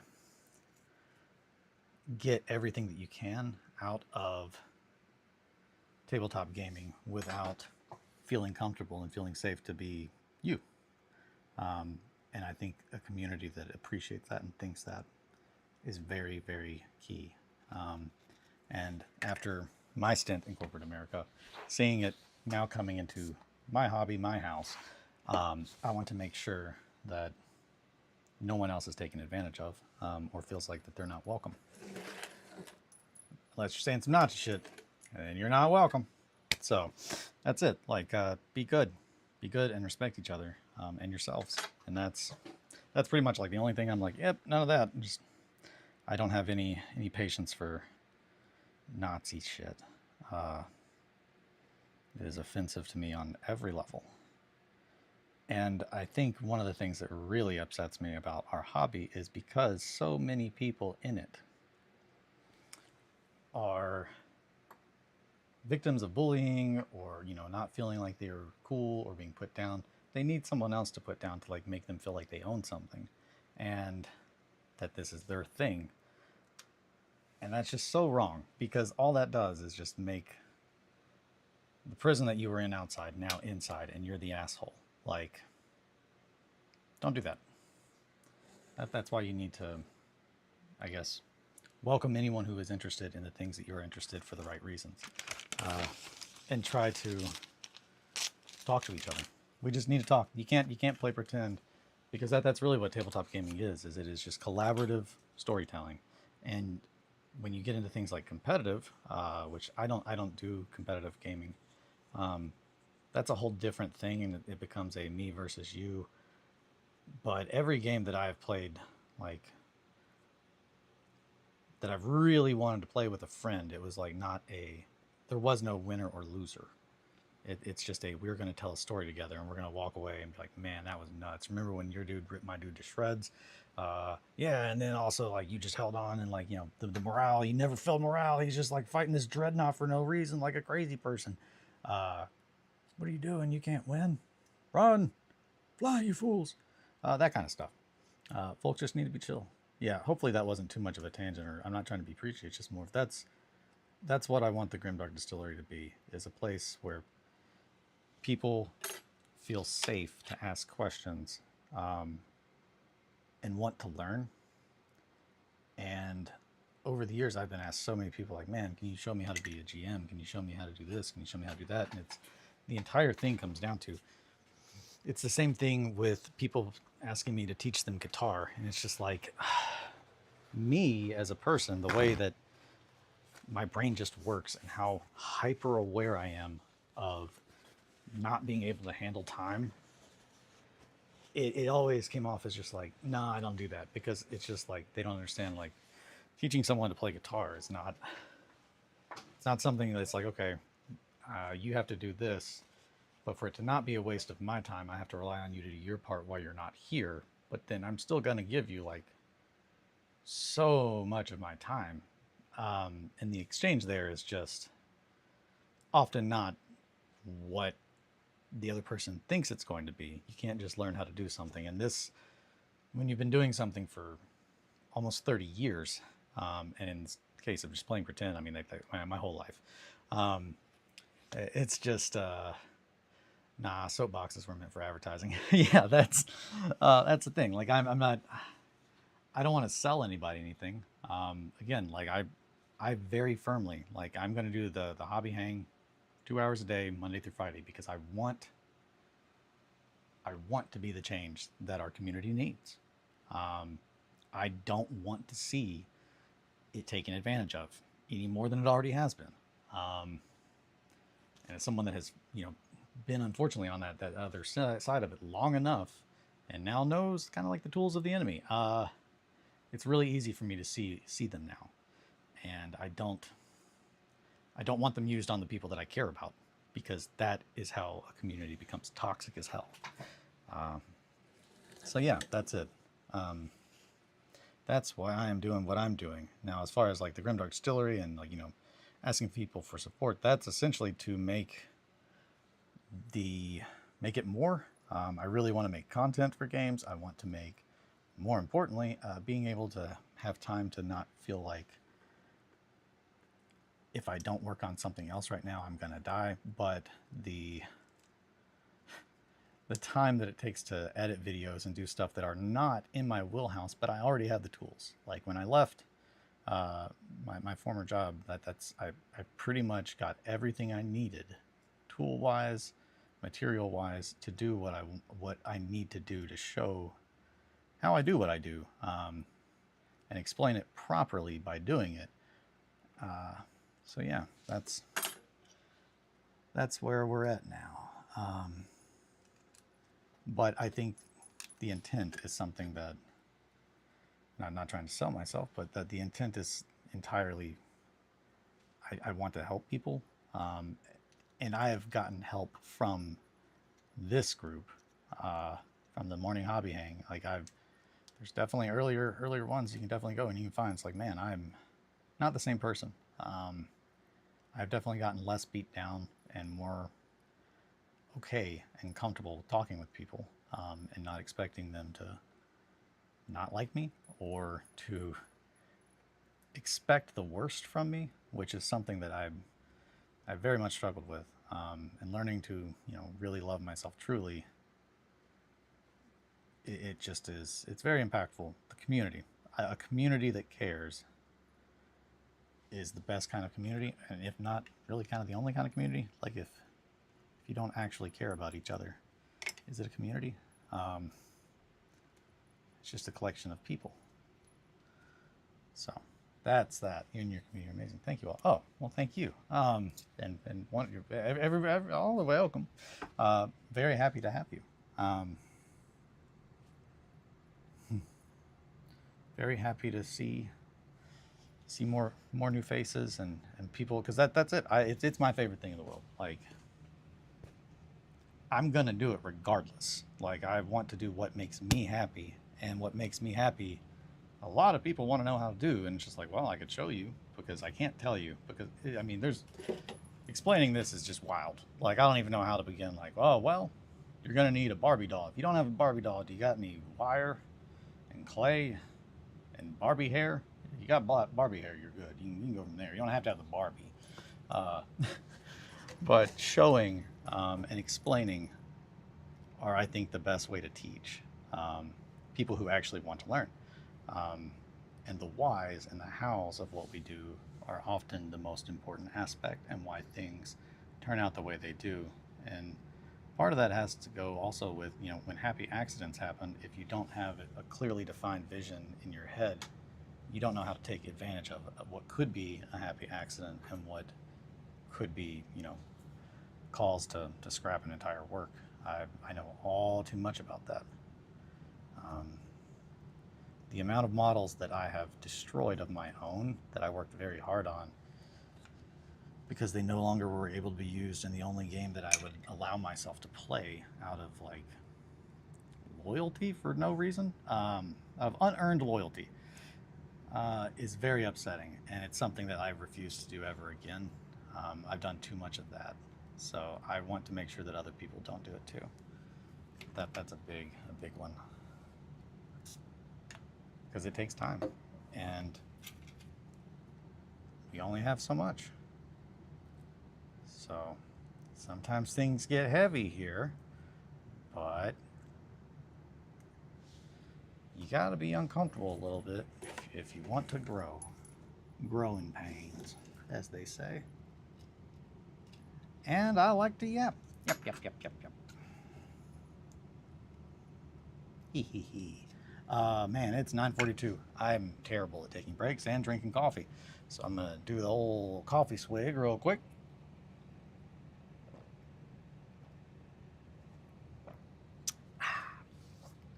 And I'm going to go pee. Where the heck is my... I'll be right back.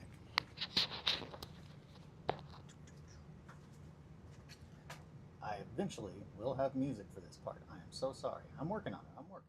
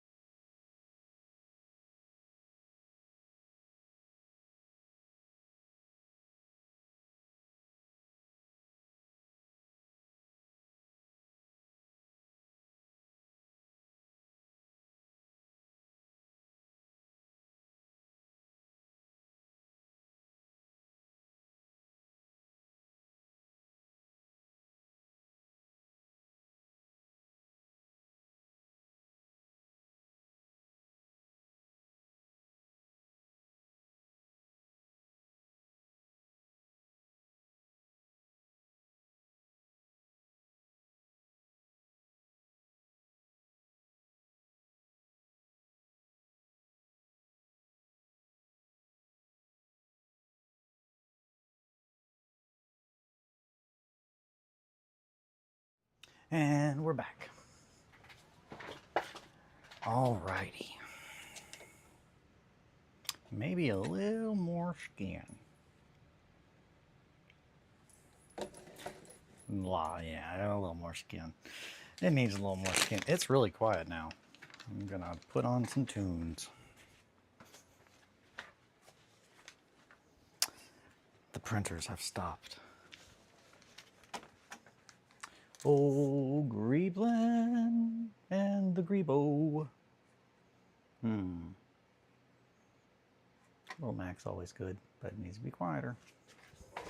Oh no. There we go. Just a little background noise so I don't feel like I'm a crazy person. Also, my neighbors are nosy and they'll be like, is he just talking to himself in the basement? And I'm like, yeah, Ken. It's Thursday. My neighbors aren't like that. They're actually wonderful. The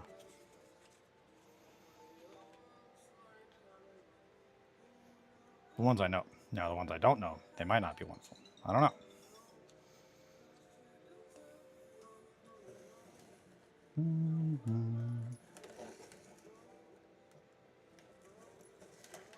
I'm thinking around there. Now that's a whole lot of back. Grief got back.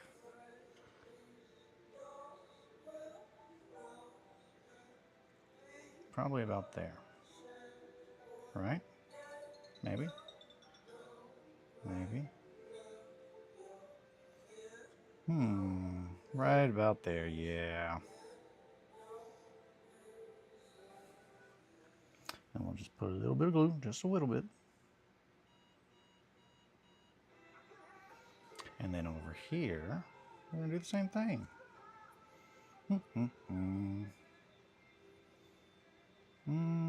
Yeah, right there.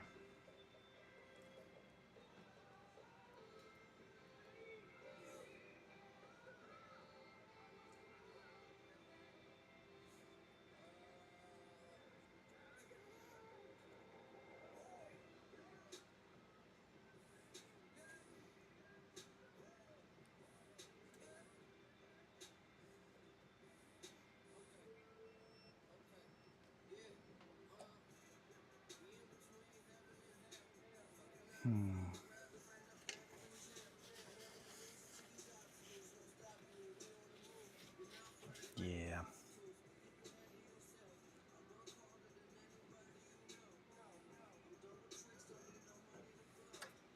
Do a little bit of scrunching. That's good.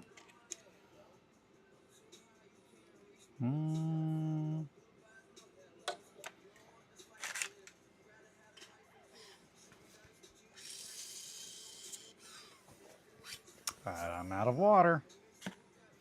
I can't stress enough. I read that as tickle time a couple times. And I was like, yep, tickle time. Sometimes you just got to ask strangers if they're ticklish. No one wants to do it. Yeah, tinkle time.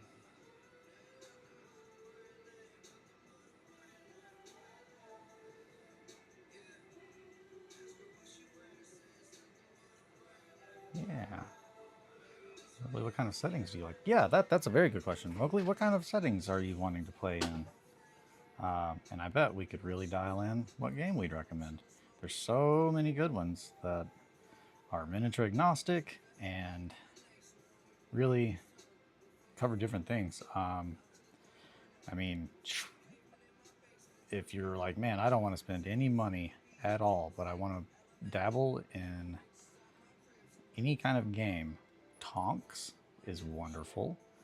If you're wanting to like just build something or use toys or anything else, like the amount of like really heavily loved games. Scabs is I'll go grab my scab. I keep a box of scabs, as you know. What's awful is that could be true. It's not. I don't keep scabs. I draw a line. But scabs is a boat game where you build a little boat. Originally, the first ones, and it's all in the same vein as Turnip. But this is the scab that I built. It is a very large one, but I'll zoom out. There we go. I want to say it's the Corpse Wake 2. And I do have a video of how I built this that is going to be one of the first things that I edit and put together and put up. But I built this, the idea from a drawing. After I found out about scabs, this is immediately what popped into my head, and I drew it out, and then I just started working on it, and I put it together in about a day. I think it took 10 hours. I want to say it was about 10 hours of work, from learning about the game to figuring out how I would make it, and then doing the thing, and then painting it very quickly, which, if I remember correctly, I think it might have even been still slightly damp paint-wise whenever I went, because I found out that, and that's definitely a love boats and fishing. Oh man, so Scabs is a free game. If you just look up Scabs, SCABS, I want to say. I think it's SCABS. Let me grab the little book I've got over here.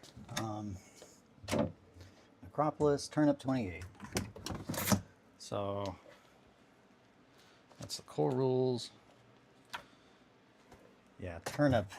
I've not played a game of Turnip yet, but Kelly and I both have little armies that we have started. It really is, I think, again, so like with me and Trench Crusade, I'm saving myself.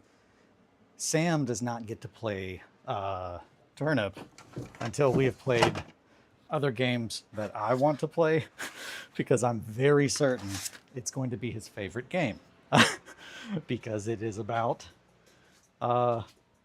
vegetable, like horrible hybrid vegetable peasants kicking each other to death in the mud, very, very ineffectively.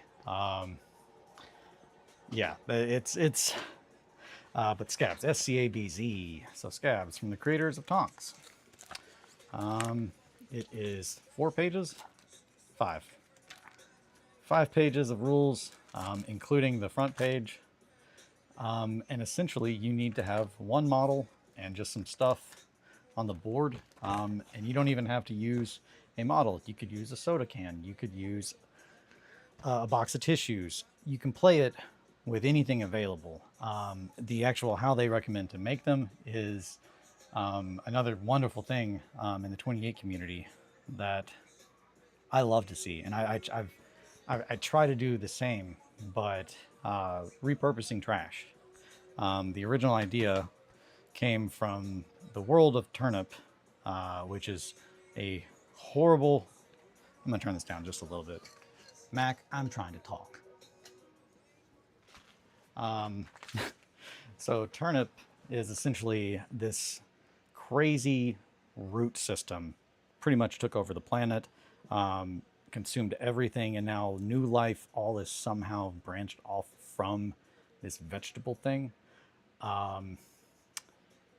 So essentially it's just a bunch of weird vegetable people with roots and stuff kind of growing out them, but it has there are infinite ways that you could make your own stuff, and just use the rules as a framework, and there's so much variation. It really can cover a lot of things. It's much more of a rank and file kind of game, where you have a big group of guys moving up and shooting like black powder weapons, and then they have to like reload, and I love all that stuff. And it all relies on a bunch of very inefficient commanders giving orders that are most likely going to be misunderstood, in which these orders themselves come from the most competent incompetent commander. And I love all of that. I love when a game can make you feel the real goofiness of it all. And rules-wise, I've not played a game yet, but rules-wise, it does it in spades. Scabs is taking that same world and moving out of the land and onto the sea. And essentially, instead of root people, you have like these weird fish people, uh, like fish hybrid people living in these giant, essentially aluminum cans that are turned into boats. Uh, so I want to say Clay's boat that he made was made from a tin can of kippers, and that's what I think the original one in here was. It's an actual can of salted fish. Once you've emptied it, or whatever, clean it out, and then use that and build off that with like trash and other things. And there are truly amazing models out there that people have made out of just trash. And I love to see anything that involves people reusing what would be in a landfill. That is an impact that our community has that I think a lot of people don't understand. Like the 28 community is like not only not putting stuff in the landfill, but we're keeping stuff from ever even thinking about going into it because of just thinking about stuff like that. And I really appreciate other like-minded people doing that. The biggest one that I have is anytime I know someone has a disposable vape of any kind, I'm like, hey, don't throw that away, give it to me. Because there are parts in there that I absolutely could use for something. And for a while I was looking into, oh, hey, how do I should make a game like, oh, spaceships, where if someone has that, but I don't want to encourage anybody to do that. It's more of a, what you could do with trash. And here's what I've done with trash. So that's a hard part of balancing something that I know is very, very, very much like, yep, the amount of stuff from like just the explosion of disposable e-cigarettes and stuff like that, the amount of waste that has created is bonkers. And I think reusing it in scratch building, stuff like that is, other than not doing it, the best way to handle all that extra trash that we're now just throwing away. But Scabs is very, very, very fun. I cannot recommend it enough for like an intro game. And the same thing with Tonks, which is essentially the same kind of concept, but with tanks. I like the Junker vibe and like goblins. That's it. Yeah. So all pretty much most games in the 28 community that are really kind of celebrated kind of have a very jalopy kind of feel to them, where it's just like, man, this is all just very like, there he is, get him. Where it's just like they're not typically pulling up and you're like, man, that guy's a badass. You're like, how is this even working? This is just kind of goofy, which I love. But also, I mean, a lot of it underlies a lot of horror. Turnip 28 on the nose is very silly and goofy, but then like the true horror of it, it's like, this is a horrifying setting. It's just a bunch of like pod people essentially waging war forever in the dirt. And that's another key part, I think, of, I know that's a key part of the grim dark aesthetic, is as the master himself says, the aesthetic of the pathetic. And it's just the characters that you see in the background that are not the heroes, but it's just like, I wonder what their life is like. And that's really where a lot of the 28 community has just thrived, is in creating those kinds of games and those kinds of characters that are not the heroes. They're the everyone's, the everymans, every human, every person. There we go. That's the way I say it. Oh, grief. Yeah. I'm happy with that. That looks good. I think we might actually be able to start on the face a little bit. Do I want to put any more? Yeah, okay. I'm just making sure that the camera's still looking good. It might need a little bit more skin. I want to keep that back part open. So I'll probably hang down here. Yeah. Hopefully that's helpful. Now, okay, I gotta go back. Oh shit, tangent. Silk Song drop sale. Oh shit! Silk Song's out today? Ah. Yeah, it's Halloween time. Hit the Dollar Tree and play Necropolis. There's another one.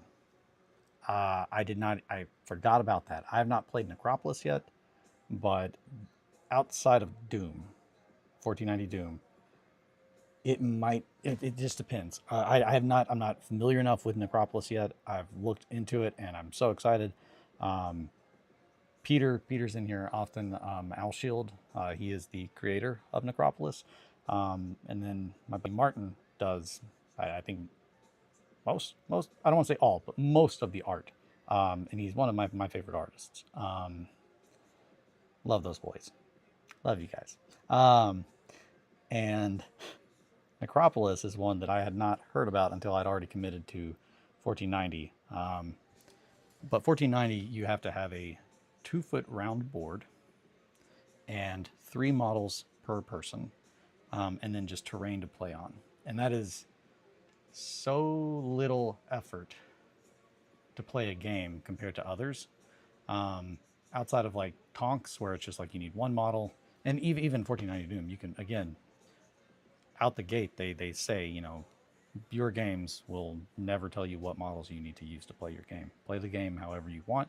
We have models that we've made. You know, you can use converted models. You could use trash. You could use, you know, cups, soda cans, whatever you have available. And that's the spirit of the game, is to have fun first and foremost. It's not competitively balanced. Every character has like what should be a game-breaking rule that they can do, typically once per game. But again, all of them have that, so it's just like it really is. It leads to very fun times. Necropolis is played on a 16 by 16, if I'm not mistaken. It's whatever the standard size of a chessboard, a tournament chessboard. That is where the size came from. But it's hard to say which one is less work, because you could play Necropolis and you could have a horde army, so you have just a whole bunch of little guys, or you could just have one really big guy. But it's just about a bunch of undead fighting amongst themselves in the land of the undead. It's essentially all life is gone. Now there is just unlife. So like lots of necromancers and other forms of undead using their minions to achieve whatever goals you have when you live forever. So that one is definitely more fantasy. 1490 is all Junker vibe, because it's just essentially people using like looking for scraps to survive with, and running around in like way ahead of their time gas masks, but clearly not good enough to survive what is going to factually kill the world, which is the creeping death. And I do enjoy that it's just like in that world, it's just like, yep, the world ends in 1494. That's like, I like when a game, it's just different. It's just different to be like, yep, as opposed to, that almost fell off there. As opposed to games that are like, oh, the world's almost going to end. It's like, nope, it does end. But they represent how the different parts of the plague essentially affect the game, making just movement harder, making you have to get to higher ground much earlier on. It just makes it a lot more intense. And that's something that I really enjoyed. Yeah, there's just so many games that really are great, that are free to find the rules, and I think that's it. They respect the player.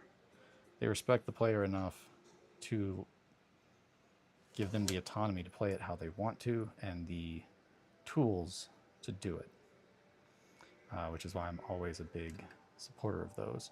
And I can't stress enough, that is 100% like the end goal of the Grimdark Distillery, is to show people the games that I love and how they are played and how they can do them, at home, and how I do it, and to showcase the big events that like the 28 community has done, how those feel. I want to show that because you can see pictures, but pictures only do so much. Whereas with the world of technology, we can use that.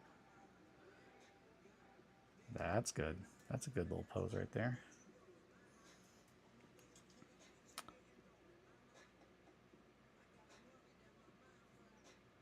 Yeah, right there.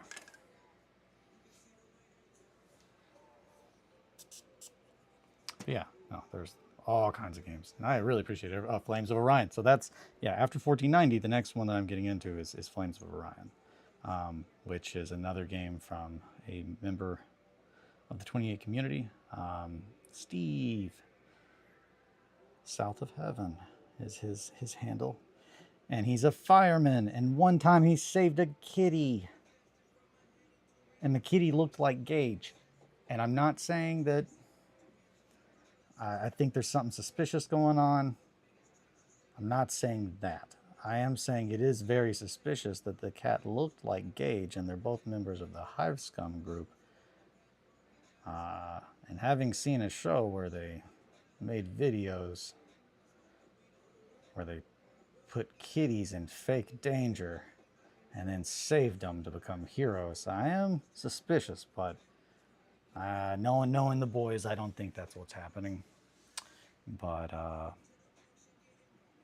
can see how some people might be like, I think Gage got turned into a cat and they're doing this to like promote Hive Scum in some weird way. I'm not saying that's the case. I'm saying I could see how people would think that.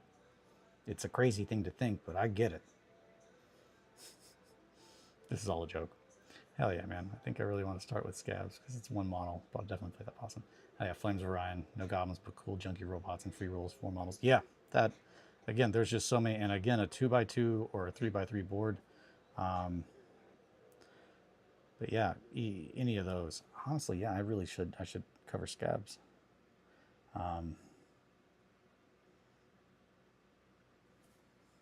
I had a great time with Scabs.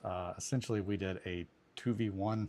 Essentially, we just gave mine rules for being just a giant version of Scabs, and I was fighting two other ones. And I think the most gratifying part of that game was as soon as I read the rule, once per game, Scabs can use an order called dive, dive, dive, and essentially your boat goes down because they're like big submarines, essentially. Big weird submarine boats. But once per game, they can go underwater and then reappear elsewhere on the board. And doing that, and then just looking at Clay's face in sheer horror as this giant cat boat emerges next to his boat that had a pig on it. And then I think literally I said, I'm going to bite that butt right off that piggy. And then I rolled dice. And Clay was just like, okay, well, yeah, you did it. You bit that butt right off that piggy. And that was like very early on in the game. So then, yeah, the whole game ended. It was just a crazy game. But it ended with, I don't know who even won.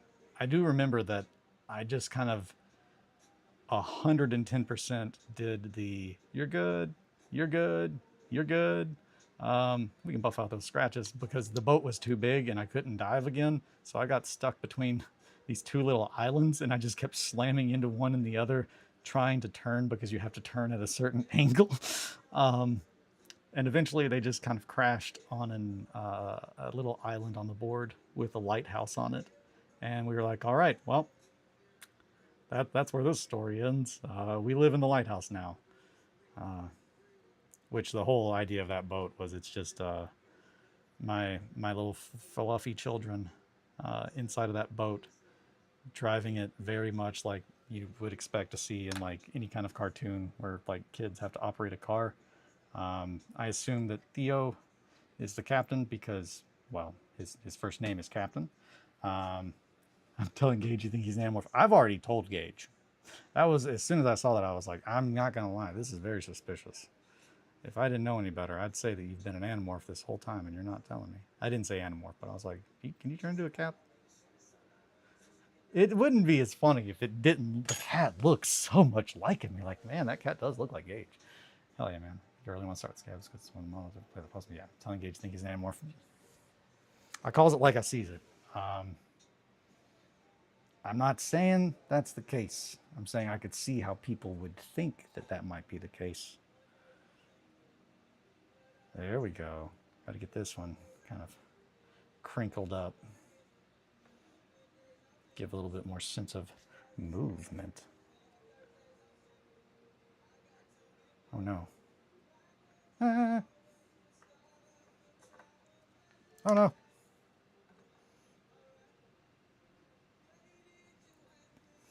We can work with that.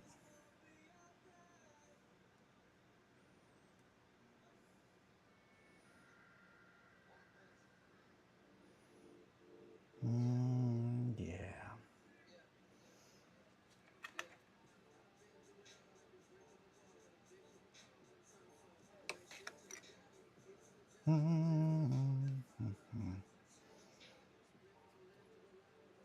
But yeah, after 1490 Doom, Flames is the next game that I'm going to be showcasing. And then Flames of Orion, to be specific. And then Necropolis, because I want to show people games that I love and that I think are a very good addition to our community, and try to get them as much attention as possible because they need it and they deserve it. Not that they need it, they deserve it. A good game that someone cares about the people who are going to play it as people is a thing that we need. And it's very, you can tell when a game wants you to spend money and when they want you to have fun, I think. Or at least at this point, I think I can tell. I think a lot of people can tell.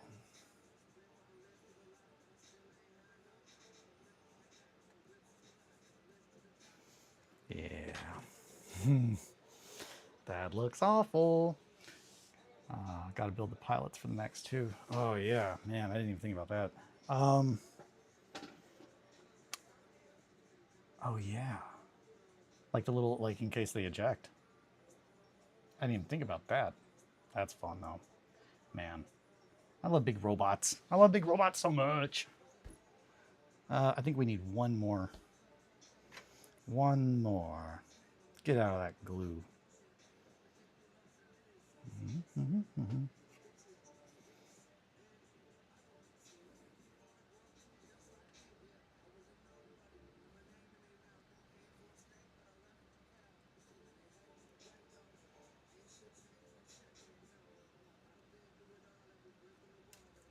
Yeah.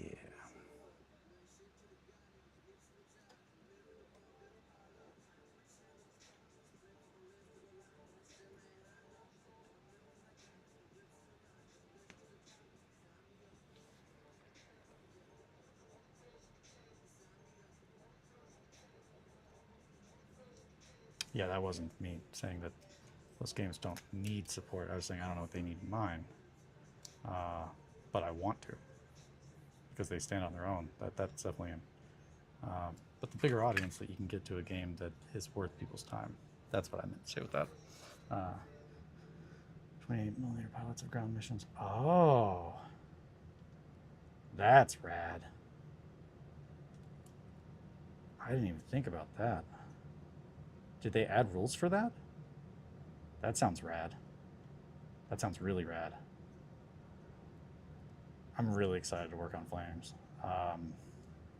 Armored Core 6 just got me too pumped. I needed more big robots in my life, and that definitely fed the itch. But then it's just like, oh, I want to play a game with big robots now. My buddy Steve was like, I made a game about big robots. Essentially a system that the sun is going out, and it's just a bunch of survivors fighting over the scraps with themselves and with mega corporations.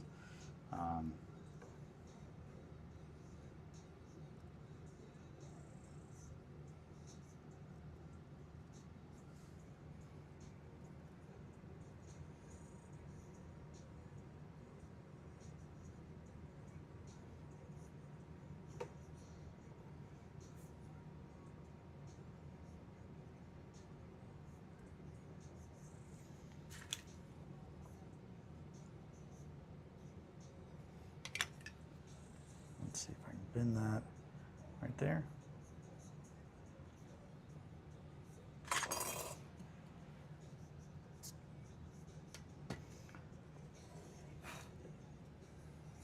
And then bend it this way. Yeah. Where are the squeezers go? There they are. Now we're gonna grab this one, pull it back just a little bit so it's dragging. Yep, there's that angle we want.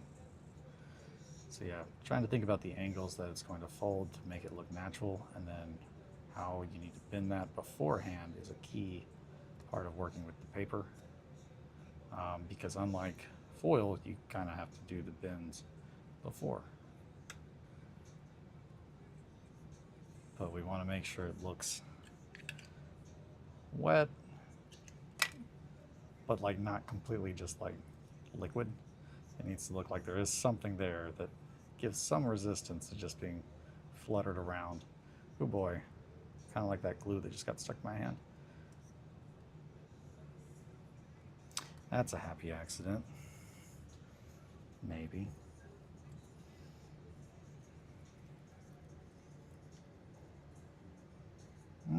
Yeah, I kind of do like that.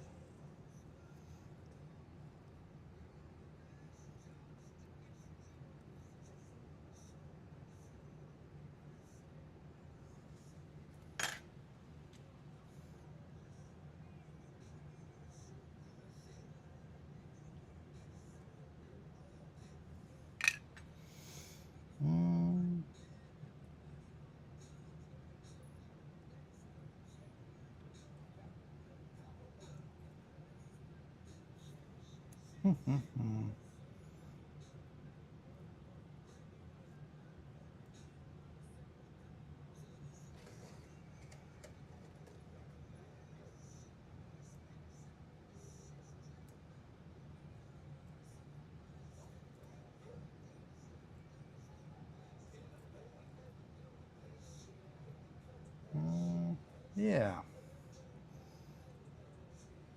There we go. Aha.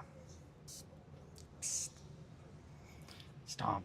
No, they did not. Oh, okay, cool. Cool. Yeah, I don't want to say anything not correct, but that is rad, and I do like the idea. Again, we need to be the change that we want to see. It's time to add more rules to Steve's game, whether he wants them or not. I can't stress, I do love the idea of a game that switches between scales to like kind of show overall like overarching stories.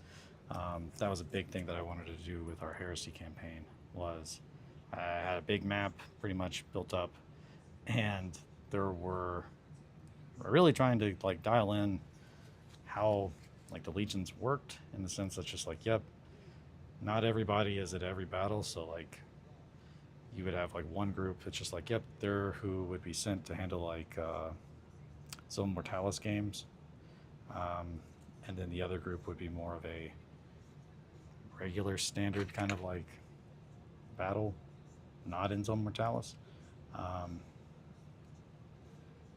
There we go. That's good.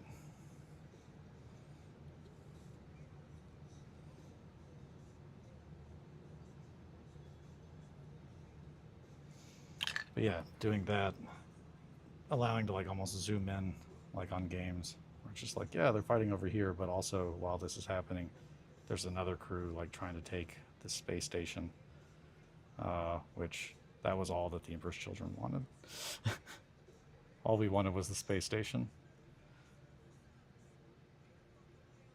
We need it. It's the perfect canvas.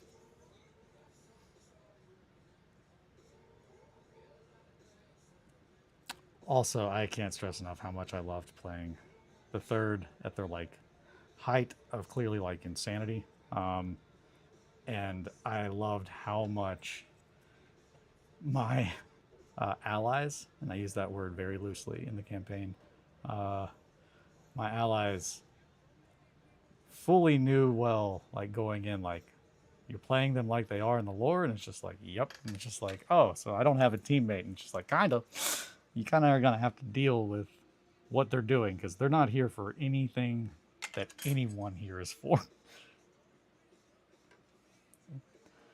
Just very crazy. Almost like a... It could play both sides, except neither side wants them to play on their side because they're all horrified by everything that they do.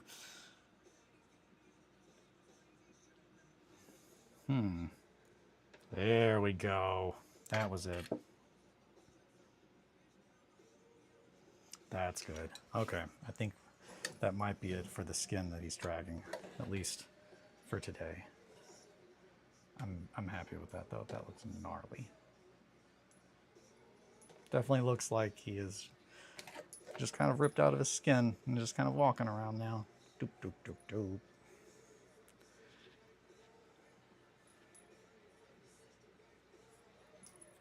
Yeah. I'm happy with that. Jingly bells. All right. I think that's it. So yeah, tomorrow I will not be here at 8. I've got an appointment. I'm not sure what time it gets out.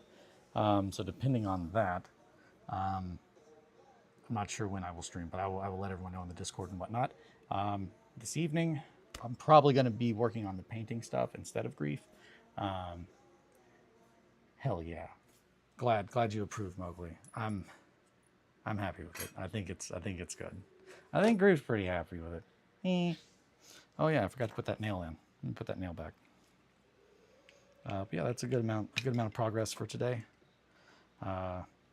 So I think now I'm gonna finish setting up that fourth wall stuff, and then I'm going to start working on painting, and that's what I'll be back here doing later on today. Is probably just working on the 1490 Doom hobby hangout, evening hobby hangout. But yeah, tomorrow, I'm not sure when I will be streaming in the morning just because I have a doctor's appointment. So once I've got that figured out, I'll let you guys know. But as always, thank you so much for your time. I say it every time, I'll say it again. It is your most valuable resource. So the fact that you spend it with me means the world to me. I truly appreciate it. Be good to yourselves and to each other. You have an intro, you need an outro. I do. I need to make an intro like music, and I need to make a little outro with music. I need to make music for the whole thing. But yeah, no, thank you guys so much. Be good to yourselves and to each other. Take care. Sit pretty. I will see you guys later. Thank you, Mowgli, Possum, Roz, Sam. Mowgli, Possum, Roz, Sam. I think I got everybody. No gardener today. Yeah, Mowgli, Roz, Possum, Sam. I think that's everybody. Yes. Thank you guys so much. Yes, thank you all. Take care.